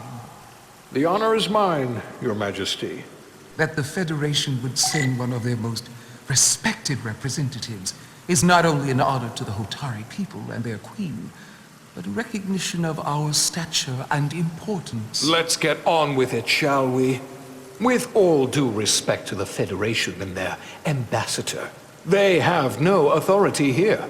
We are not members of their alliance. We are not subject to their rule, nor yours. We demand the immediate return of all mining operations to Lydian control, as it has been for centuries and will be for centuries more. That has always been our understanding. That understanding has changed. Then you invite war! And if you cannot remain silent, you will be silenced. But his point is well taken. What is the Federation's interest in this matter? Perhaps you would have us trade one oppressor for another? The Federation remains neutral. Our only interest is the peaceful resolution of this conflict. We are here at your request, Your Majesty. For now. Saying this wouldn't be easy was an understatement. I thought they wanted us here. Was there something you wanted to say, Captain? Oh, no. My apologies. And what about the Kobliad? She's not part... She can speak for herself, can't she? Then let her.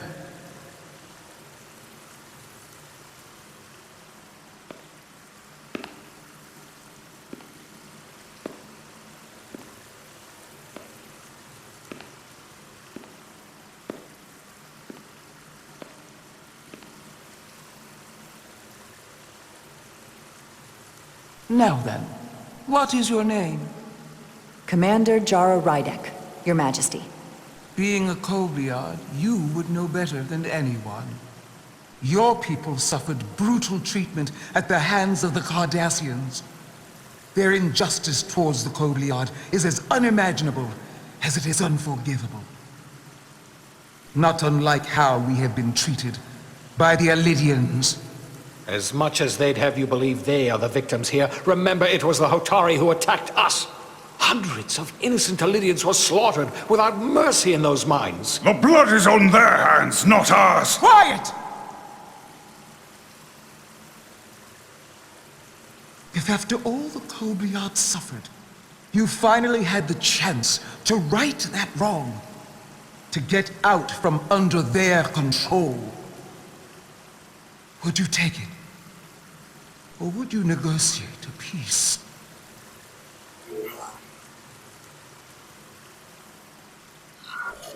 There is no remedy for what the Kobliad suffered. And I fear who we might have become in pursuit of it.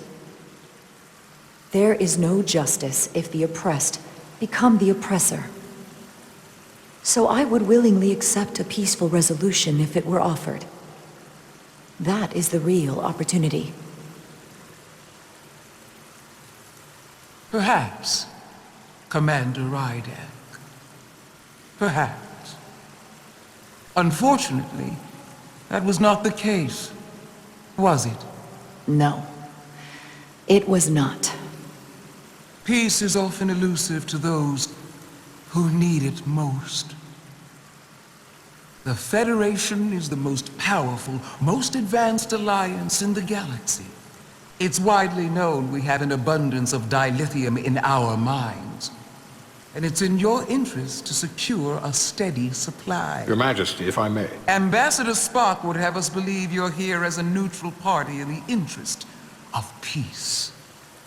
So why are you really here? I want the truth, not your Federation rhetoric. It's possible the Federation has an interest in both peace and securing a steady source of dilithium. One does not preclude or prevent the other. But that's just my personal opinion. Given the Federation has done business with the Elidians for decades, I would agree. It's entirely possible, if not highly likely. What they haven't said, but cannot deny, is a simple truth. The dilithium trade would not and will no longer exist without Elidian involvement. We created it for the benefit of everyone, especially the Hotari. We've given them warp technology. We've let them share in the profits. We've made their lives infinitely better than before dilithium was discovered. All of that goes away if the Federation turns a blind eye to their treachery. That is enough of your lies! The Hotari are quite capable of running the mines. We've done so for centuries. So tell me, who deserves control of the dilithium trade and the mines on Tau? Who should the Federation recognize? The Hotari or the Elidians? It can only be one or the other, not both. If I have to choose only one, then it would have to be the Hotari. Well said. How could the just and wise Federation make any other choice? This is an outrage. The Federation has lost all credibility. The mines are ours. Lydia will not be deterred. We will take back our mines by any means necessary. Then you will see more blood spilled. I am more than willing to address your concerns, Your Majesty. Yours as well, Representative.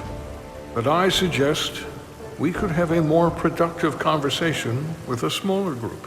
Perhaps only the most essential representatives.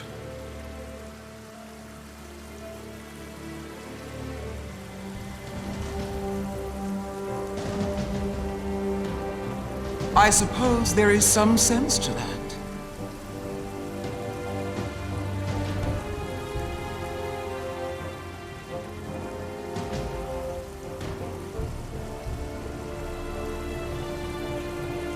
I hope we meet again, Jara Ryder.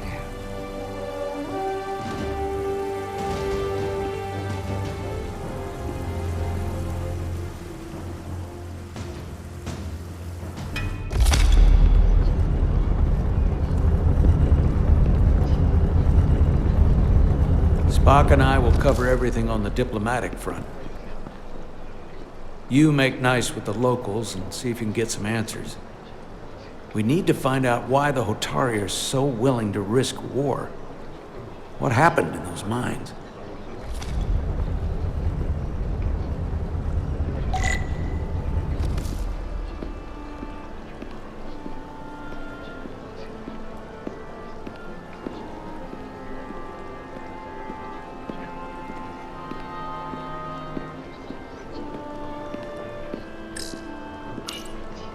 Commander, I'm glad you've chosen to side with the Hotari.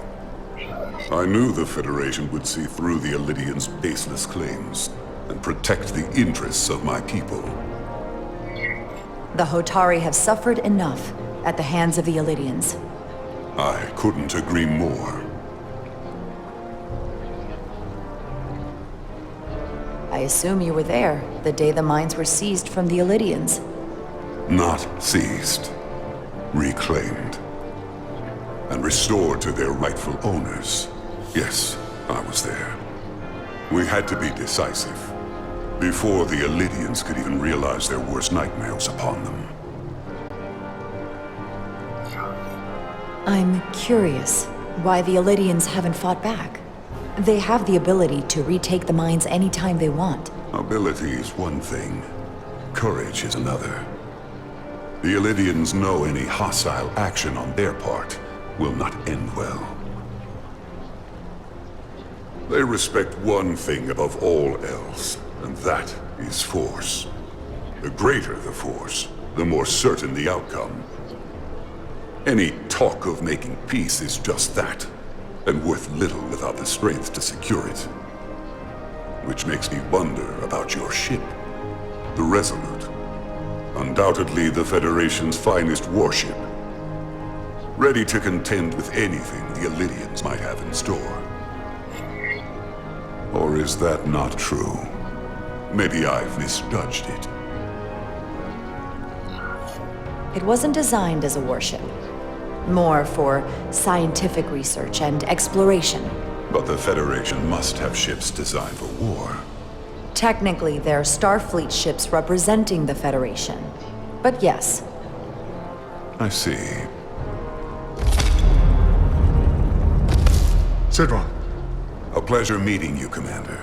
I'm sure we'll cross paths again.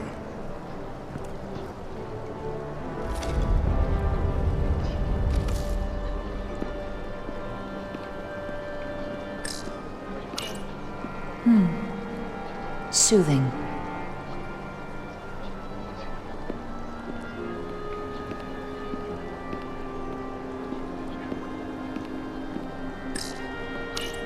Commander Rydek, I'm encouraged to see the Federation supporting my people. I'm afraid of what might happen without your help. The Elydians have no right to your land. It was clear which side was more deserving of our recognition. It's so different to have someone on our side. These are unusual times, to say the least. Much is changing. I saw you speaking with Sidron, our national hero. I'm curious, what did he say? He seems to be of the opinion that negotiating for peace is a waste of time. Because force is the only blunt instrument he understands. He's a miner, not a diplomat. For the first time in our history, the Hotari have the upper hand. We see ourselves as strong instead of downtrodden. New voices have risen up. Old voices shouted down. Galvin and Sidron have become national heroes. Now they have the Queen's ear. Better or worse, depending on your perspective. I get the sense you don't exactly trust them. I don't trust their instincts, which are leading us to war. My fear has been that the Elydians will launch an attack and crush us. You've seen their starship, no doubt. They could have retaken the mines whenever they wanted to, but it never happened. And as strange as this may sound, I'd almost say they're afraid. I just don't know what they're afraid of. It's still the same bluster and bravado you would expect from them. But it has no teeth, like they're afraid of what might happen. Was it for fear of the repercussions, once the Federation became part of the equation? Possibly. But I almost want to say this was from the very start, before engaging the Federation was even on the table.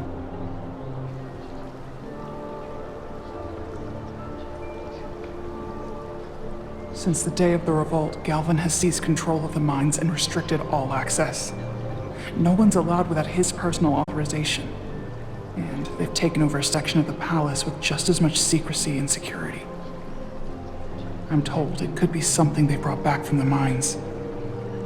I've made inquiries, but everyone pretends it doesn't exist. I strongly suspect they're hiding something. What do you think it is? I've heard rumors it's some sort of ancient artifact, but I haven't seen it myself. How can we know?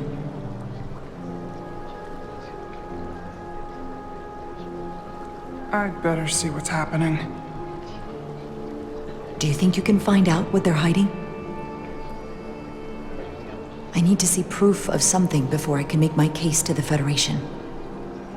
I can try, but even if I found it, I might not know what to make of it. Take this. You can use it to capture whatever you find, and then send it to me.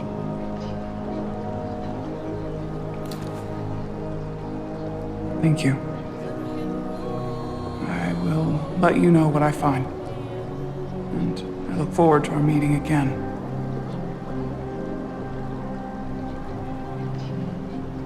Sorry, I couldn't help but notice you were speaking with the Hotari this whole time. I figured in the interest of fairness, I should offer another perspective. Of course.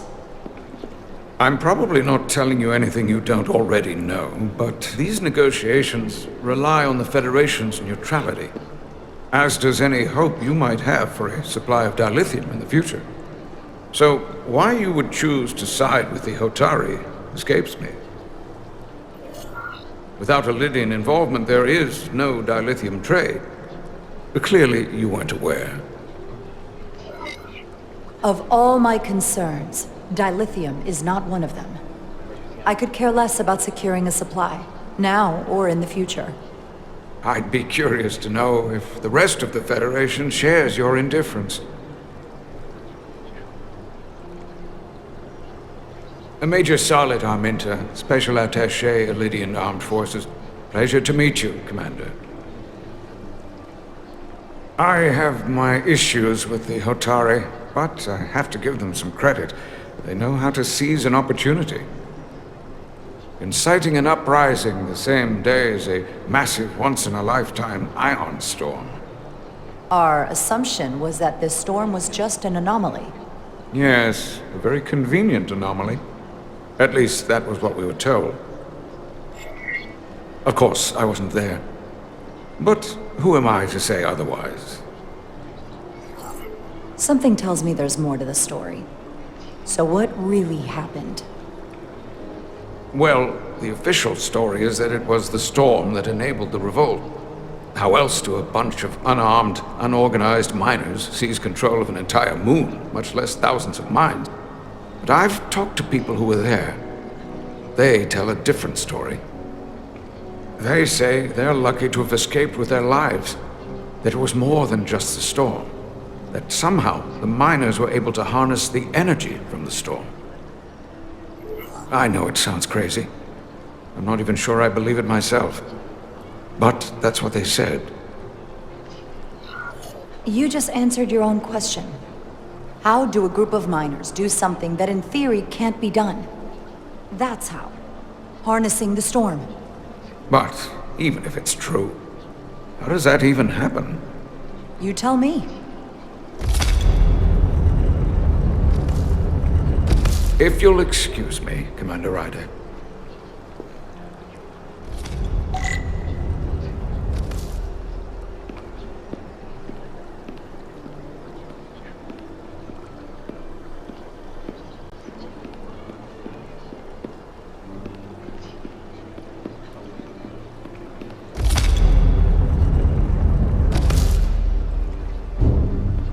Well, that was a disaster. What happened? The Hotari refused to concede anything, so the Elydians stormed out. The Hotari did not invite us here as peacekeepers. I hope your efforts were more fruitful than ours.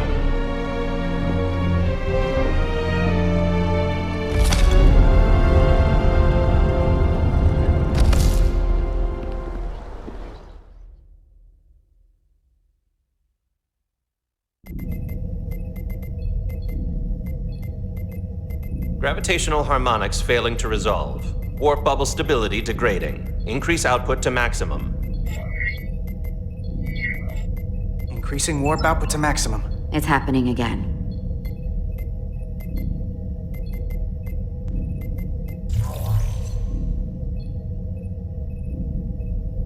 It is evident that presently, the Resolute cannot achieve warp propulsion. Since our diagnostics rule out any problems with our warp systems or anything about the ship, the problem appears to be the fabric of space itself. Space itself? You're saying something about this region of space prevents warp travel?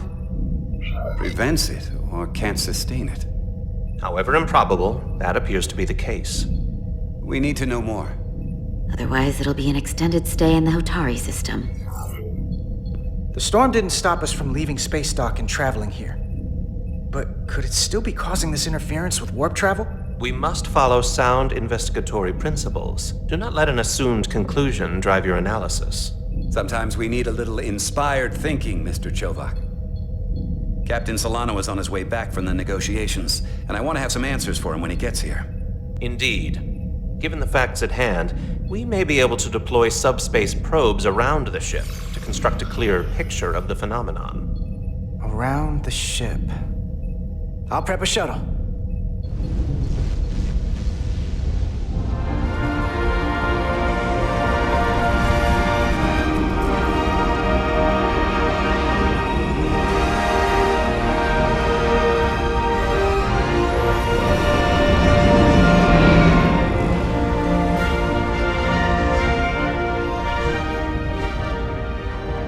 Setting up a waypoint at a distance roughly corresponding to the edge of our warp field. When we get there, I'll deploy the first probe.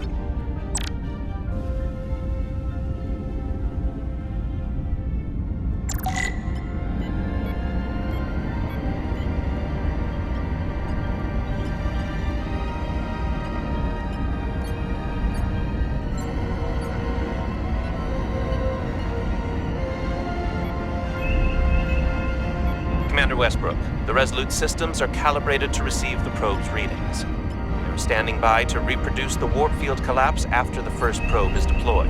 Thank you, Mr. Chovak. We'll be in position shortly. And, Mr. Diaz, do take care in piloting the shuttlecraft. Now is not the time to indulge in the human penchant for joyriding.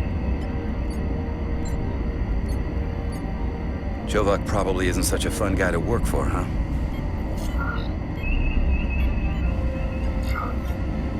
Nah, Lieutenant Commander Chovak's not so bad. You know, once you get used to him. And, I've learned a lot working under him. I have a feeling I'm going to have to work harder to be a political animal like you. This new first officer coming aboard.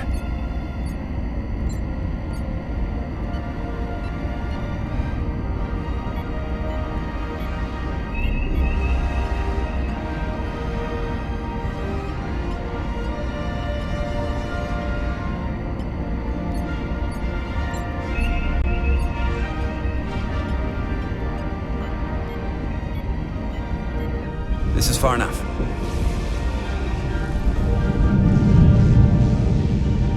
Transporting the first probe into position.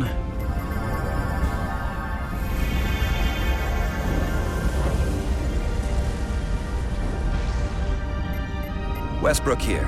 The first probe is deployed. Understood. We are reading it. We are about to replay the simulation.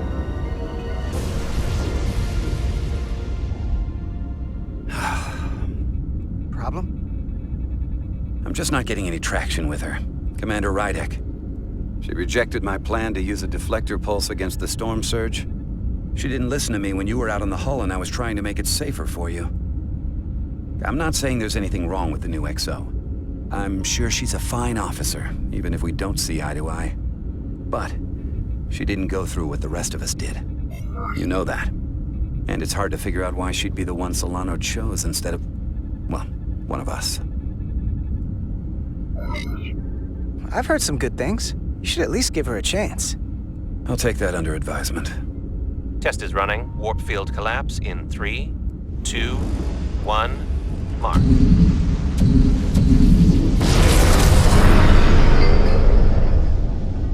Whoa. All right, that is definitely a problem with the fabric of space. We need to get another probe out there.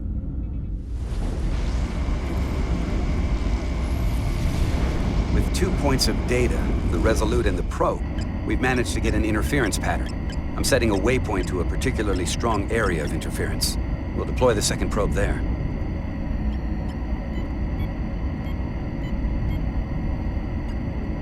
Listen, I'm gonna give you a piece of advice I wish someone had given me. Make sure you're never just one thing. And don't get so focused on what's in front of your face that you lose sight of the big picture. Before Rydek showed up, the captain pulled me into his ready room and told me he didn't think I had the people skills to be first officer. What a load of crap. I mean, if he'd said that about Chovak, sure. Is that why you're being so friendly to me? Politics? That would be clever, but I think you give me more credit than the captain does. You're all right, Diaz. And you've got potential. You're a capable engineer. You're good in the field. Keep up the good work, and who knows? Solid jack of all departments like you could be Commander-in-Chief of Starfleet one day. Hell, Admiral Jellicoe started as a shuttle pilot. And there are places to go in the enlisted ranks, too. Of course, if you get an officer's commission, they'll put you on another ship. I love it. So put me up for promotion. I'm ready for my next challenge.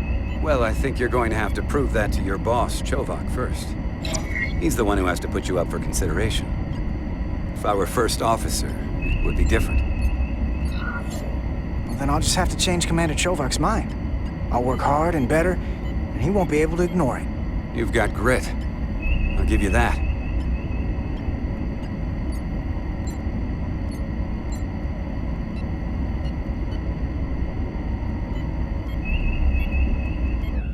Here. This is close enough. Stop the engines. Deploying the probe.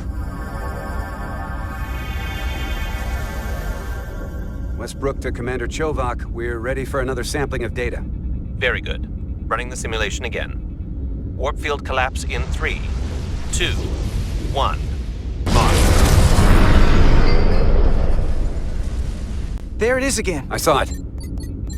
It seems to be directional. Well, what about the scans? Anything?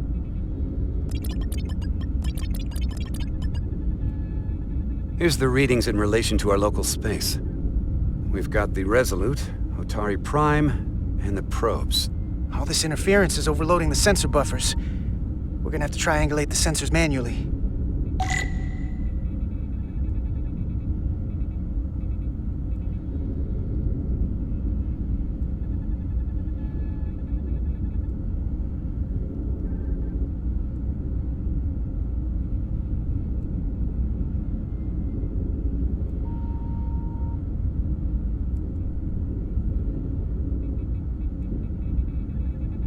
We got something. These markers indicate peaks in the gravimetric interference patterns. Let's see if I can find some more.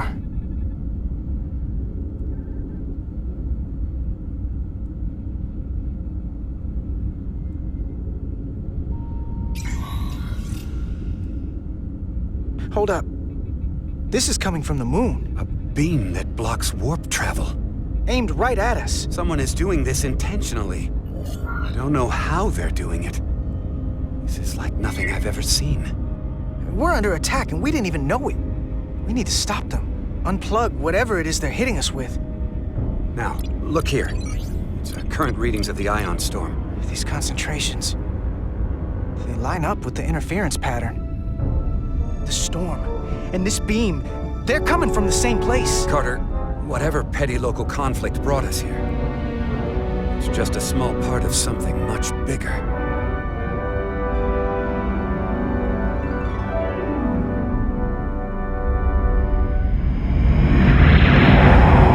Presently, we don't have an explanation for how they're doing this. But one thing is clear. This is no fluke. Thank you, Mr. Westbrook. I want a full briefing when I'm back on board. Solano out. A targeted weapon that inhibits warp travel. Coming from the moon Tau. That would explain the difficulties my shuttle encountered. More importantly, the tenor of the Hotari during the negotiations. And here I thought the Elydians would be the problem. Coming to peace talks in a warship. This wasn't supposed to be so complicated. For all their posturing, every indication is that the Elydians are afraid of the Hotari.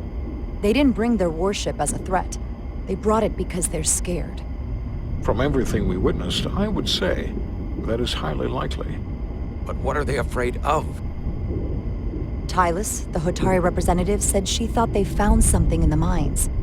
Galvin and Sidron brought it back to the palace, but they're keeping it under tight security. She's going to investigate it. I gave her my tricorder. I expect she'll contact us soon. You found an ally. Why would Tylus help us? Go behind her people's back? It's a fair question, considering. She's worried that her people are being dragged into something that isn't going to end well for them. She's trying to save them. That may be true.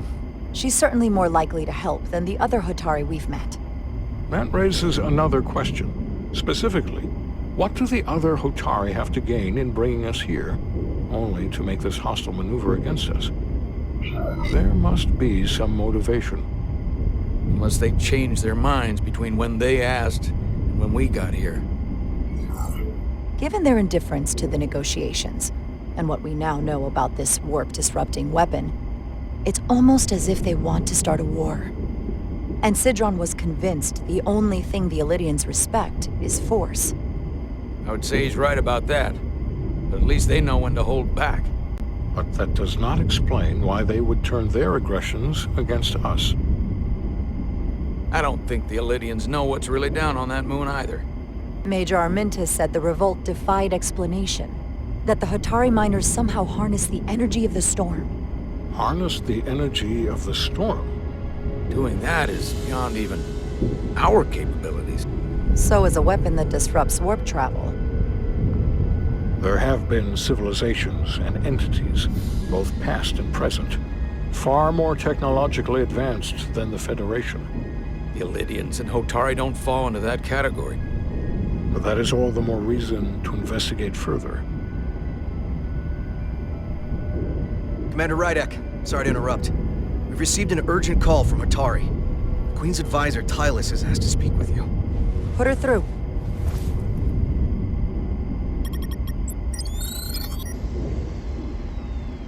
Galvin and Citron are still with the Queen. I've enlisted help to gain access to the room they have under guard. I don't have much time. I'm not supposed to leave my post. It's only for a moment. I so appreciate your help.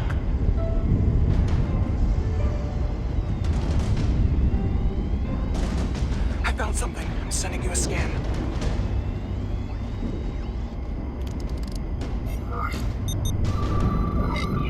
Got it. Tylus, if we needed to gain access to the mines on Tau, is that something you could help us with? I suppose it wouldn't be easy, but I have to go. Tylus. Can we reconnect? Sorry, Captain. We've lost all contact. We can only hope she escaped without harm. It was hard to tell.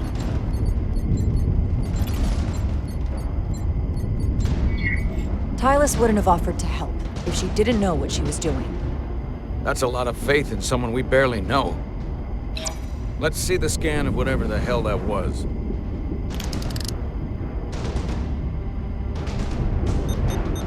Tylus suspects this came from the mines on Tau.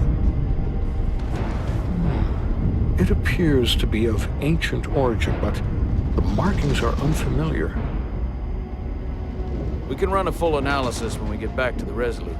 But if this came from the mines, then it might be the key to how they got the upper hand against the Illydians. Then we have to go into the mines. The Federation would not allow that. We were, after all, sent here to be a neutral party in a peace negotiation. However, we could demonstrate that the Hotari have acted in bad faith, which would enable us to investigate the mines on Tau with full justification. But of course, we would need conclusive proof before taking action. Otherwise, it could put us in a difficult position. If this warp disruption attack isn't enough justification, I don't know what is. We have every right to defend ourselves. In due time. I don't want to escalate this without a better idea of what we're getting into. We may have a better understanding once we analyze the device. But a mission to the mines, covert or otherwise, is not out of the question. And I will handle the Federation.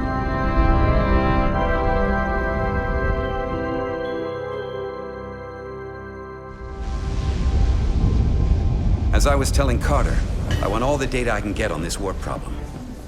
And the negotiating team's shuttle has been recording data all the way back from Hotari. Even better than our probes. So pull the sensor and engine ISOs from the Melville when it sets down. Will do. I'll join you and Chovak down in engineering to run another analysis after the briefing.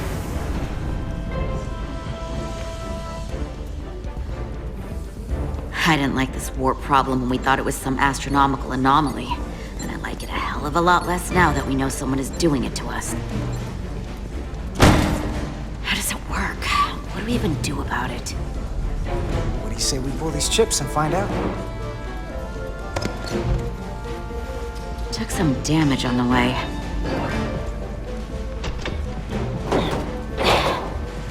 That ionic interference scored the hull plating. Might be some micro welds. Let's try pulling together. All right. 3, 2, 1. It won't budge. Gotta be the storm damage. We need to... Welcome back. Any excitement down on the surface? Excitement? No. Nothing like that. Hey, can you hand me the EJ7 interlock? From the toolbox. I don't know what that is. Not much use for one on a security detail, huh? Carter? Yeah, I'll get it.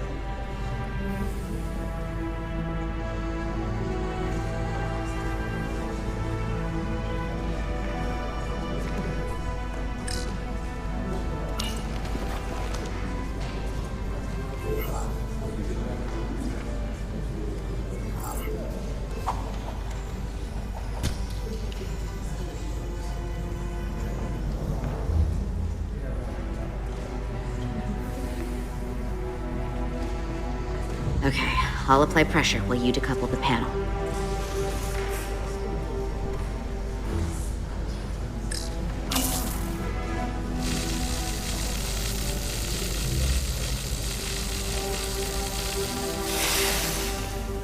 Here, I'll help.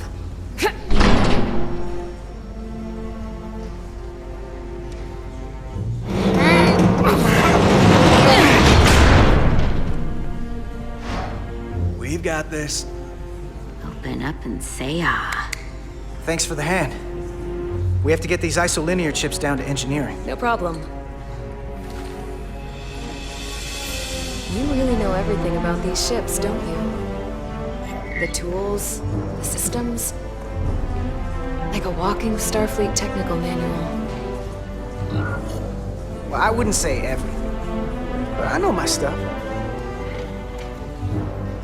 I can see that. Come on, start pulling chips.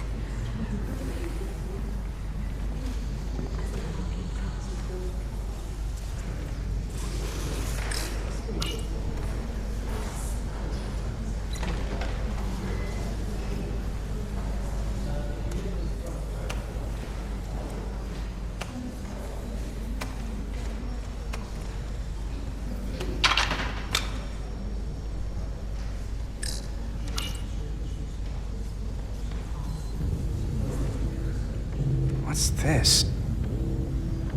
Some kind of crystal formation?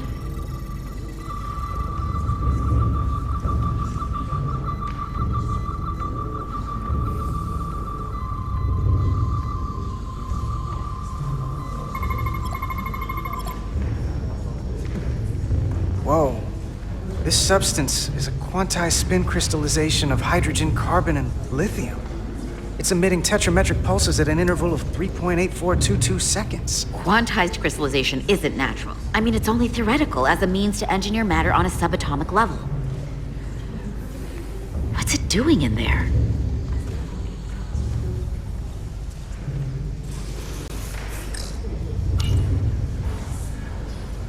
Wait. Regulation 364, subsection 9. What? Regulation 364, subsection 9 orders that in the case of an unknown foreign substance infiltrating a sealed system, it will be placed in secure confinement before further examination. Retrieve a containment module. Don't you think we're more equipped to deal with whatever this is? No. Before anything else, this is a security issue. You don't even know what this is. Which is why we need to study it. Once it's contained. Well, if it's not natural, then someone might have put it there. It could be a tracking device, some kind of sabotage, or even a bomb. Which is why we need to get it to the containment lab. Come on. I can't make an exception. Not even for you. I'm still going to report these crystals to Commander Westbrook when we send the shuttle data. And I will inform my superiors. I'm taking this just as seriously as you are. But I overheard talk about the warp disruption on the shuttle. Now these crystals? Maybe this situation is more than we can handle with just a science vessel. We could trigger a distress call, get Starfleet to send more ships. Or I could send a message to my old CO on the Adirondack. Get some combat-tested vessels. We shouldn't do this alone. That wouldn't be a bad idea. If you think you could do it without getting in trouble. I'll find a way. Be very careful. Okay, stand back.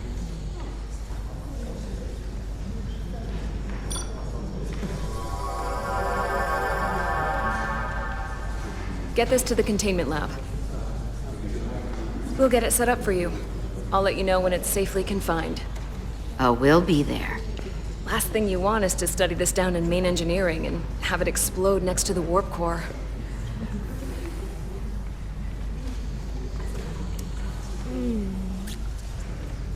Almost forgot.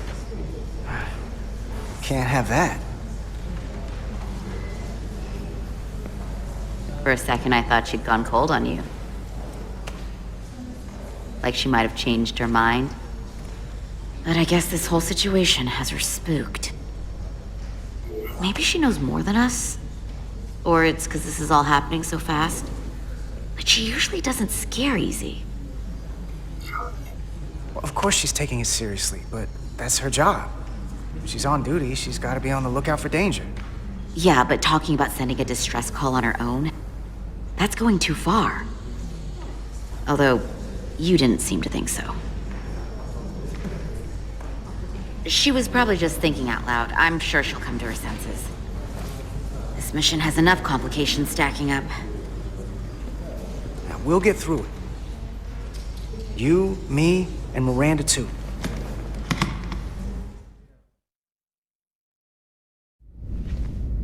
Commander Rydek was able to work behind the scenes during the negotiations and made contact with a representative from the Hotari delegation named Tylus. She mentioned an unusual artifact of unknown origin being held under tight security within the Hotari Palace, which she believes came from the mines on Tau.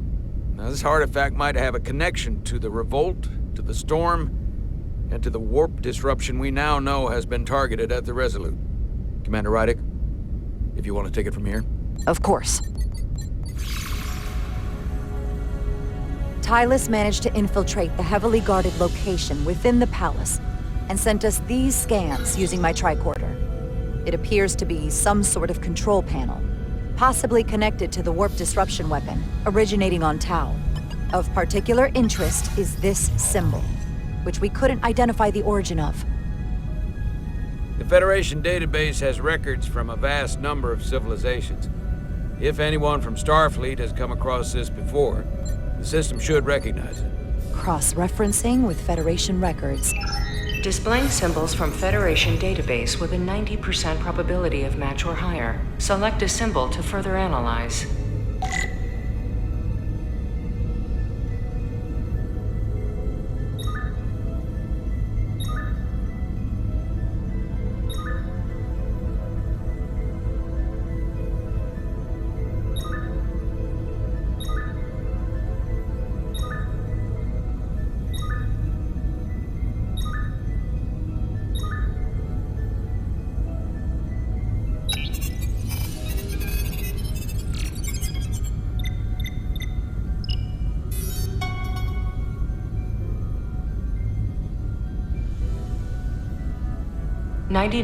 .2% match. Got it.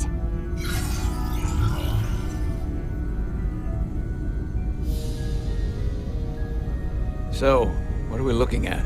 The design and composition indicate this is a glyph associated with the ancient Tkon Empire. Their civilization collapsed over 600,000 years ago, but once spanned millions of systems with a population numbering in the trillions. Fascinating. The Tkon were once the most advanced, most powerful civilization in the galaxy. Is it possible the Hotari found Tkon technology? I wonder if they even know what they have. Our knowledge of the Tkon is limited. I have only encountered passing references to them. Actually, I've heard of the Tkon. You have? Quite impressive, Commander. Computer, summarize the Enterprise D's discovery of a Tkon outpost. On stardate 41386.4, the USS Enterprise D, under the command of Captain Jean-Luc Picard, discovered a Tkon outpost in the Delphi Ardu system. According to the mission summary, an unbreakable energy-draining field was deployed against the Enterprise and a Ferengi ship.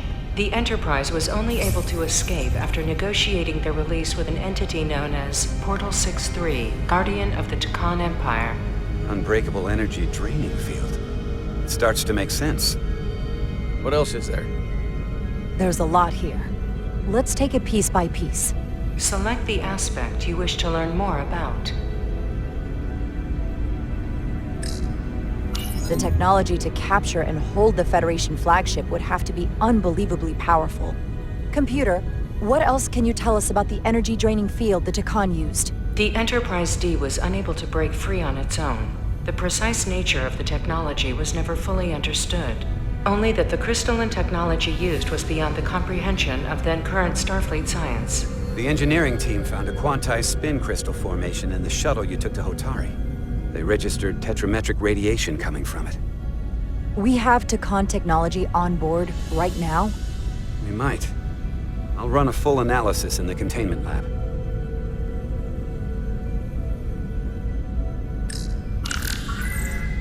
There appears to be some sort of restriction order from Starfleet. Computer, explain this restriction. A Starfleet directive similar to General Order 7 forbids entering the Delphi Ardu system or attempting to make contact with Portal 6-3. Starfleet doesn't throw up a no trespassing sign for just anybody. I suppose it makes sense considering what happened to the Enterprise D. What sort of planet is Delphi Ardu 4? Delphi Ardu 4 is an M-class planet, a barren rocky world with little to no vegetation and frequent ion storms. The giant crystals that grow there absorb energy, but it is not understood how they do so.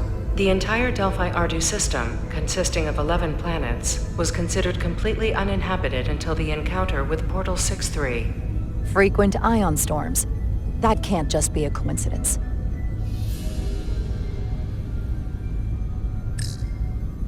Someone from the Takan Empire is actually still around. Or at least was, 16 years ago. Computer, what other information do you have on Portal 6-3, Guardian of the Takan Empire? The entity known as Portal 6-3 is of an unknown nature. A biped humanoid, he was unaware that the Takan Empire no longer existed at the time of the encounter. He was able to control the crystal-based technology of the Takan outpost through apparent telepathic means. It was by his choice that the Enterprise was released from the energy draining field after Commander William T. Riker of the Away Team argued on behalf of both Starfleet and the Ferengi. Telepathic control of their technology. As I have said, they were the most advanced civilization in the galaxy. The Elydians should have crushed the revolt. But if the Hotari have Takan technology and can control it, I see why they're willing to negotiate peace. For all we know, this could be just the beginning. And we're up against something greater than we can imagine. There's only one way to find out. We need to see what's down there for ourselves. I might be able to help with that. We've been able to triangulate the source of the ionic interference and warp disruption to a specific mine on Tau. Engineering used the latest data from your shuttle to pinpoint its origin. There. So we know where to look. Commander Rydek's right. We need to know what's down there, what the Hotari are hiding, to better understand what we're up against, and to neutralize it if we can. Captain, embarking on a mission to the Hotari moon would not be viewed favorably by either side. However, given the circumstances, we are entirely within our rights to defend ourselves. I just want to make sure this doesn't blow up in our faces. Which is why I'm thinking of sending Commander Rydek on a covert mission to Tau. Assuming you're up to the task. It would require absolute secrecy. And obviously, it's not without risk. I'm ready for action, Captain. Just say the word and I'll be there. I'll admit, I wish I could go myself. I'm hoping Tylus can accompany you. The priority is to avoid detection. It's a calculated risk. The last thing we need is to get caught and then blamed for violating our neutrality and aggravating an already tense situation. We can't afford any mistakes, which is why I've chosen you. Tylus will be essential to my success. Not only her knowledge of the mines, but her ability to gain access, particularly now that we know which mine we need to get into. Make sure she understands the need to keep this covert. She's not going to want her people to know about this. Get in touch with Tylus and make the necessary arrangements as discreetly as possible. Bridge to Captain Solano. The Elydians have moved additional ships to the edge of the Hotari system. Current heading is straight for the homeworld. Understood. It would seem we no longer have the luxury of waiting. In that case, may I suggest you and I return to Hotari Prime? Doing so will provide Commander Rydek as much time as possible to complete her mission. Agreed. We'll hail the Queen's delegation from my ready room. We all know what we need to do. Dismissed.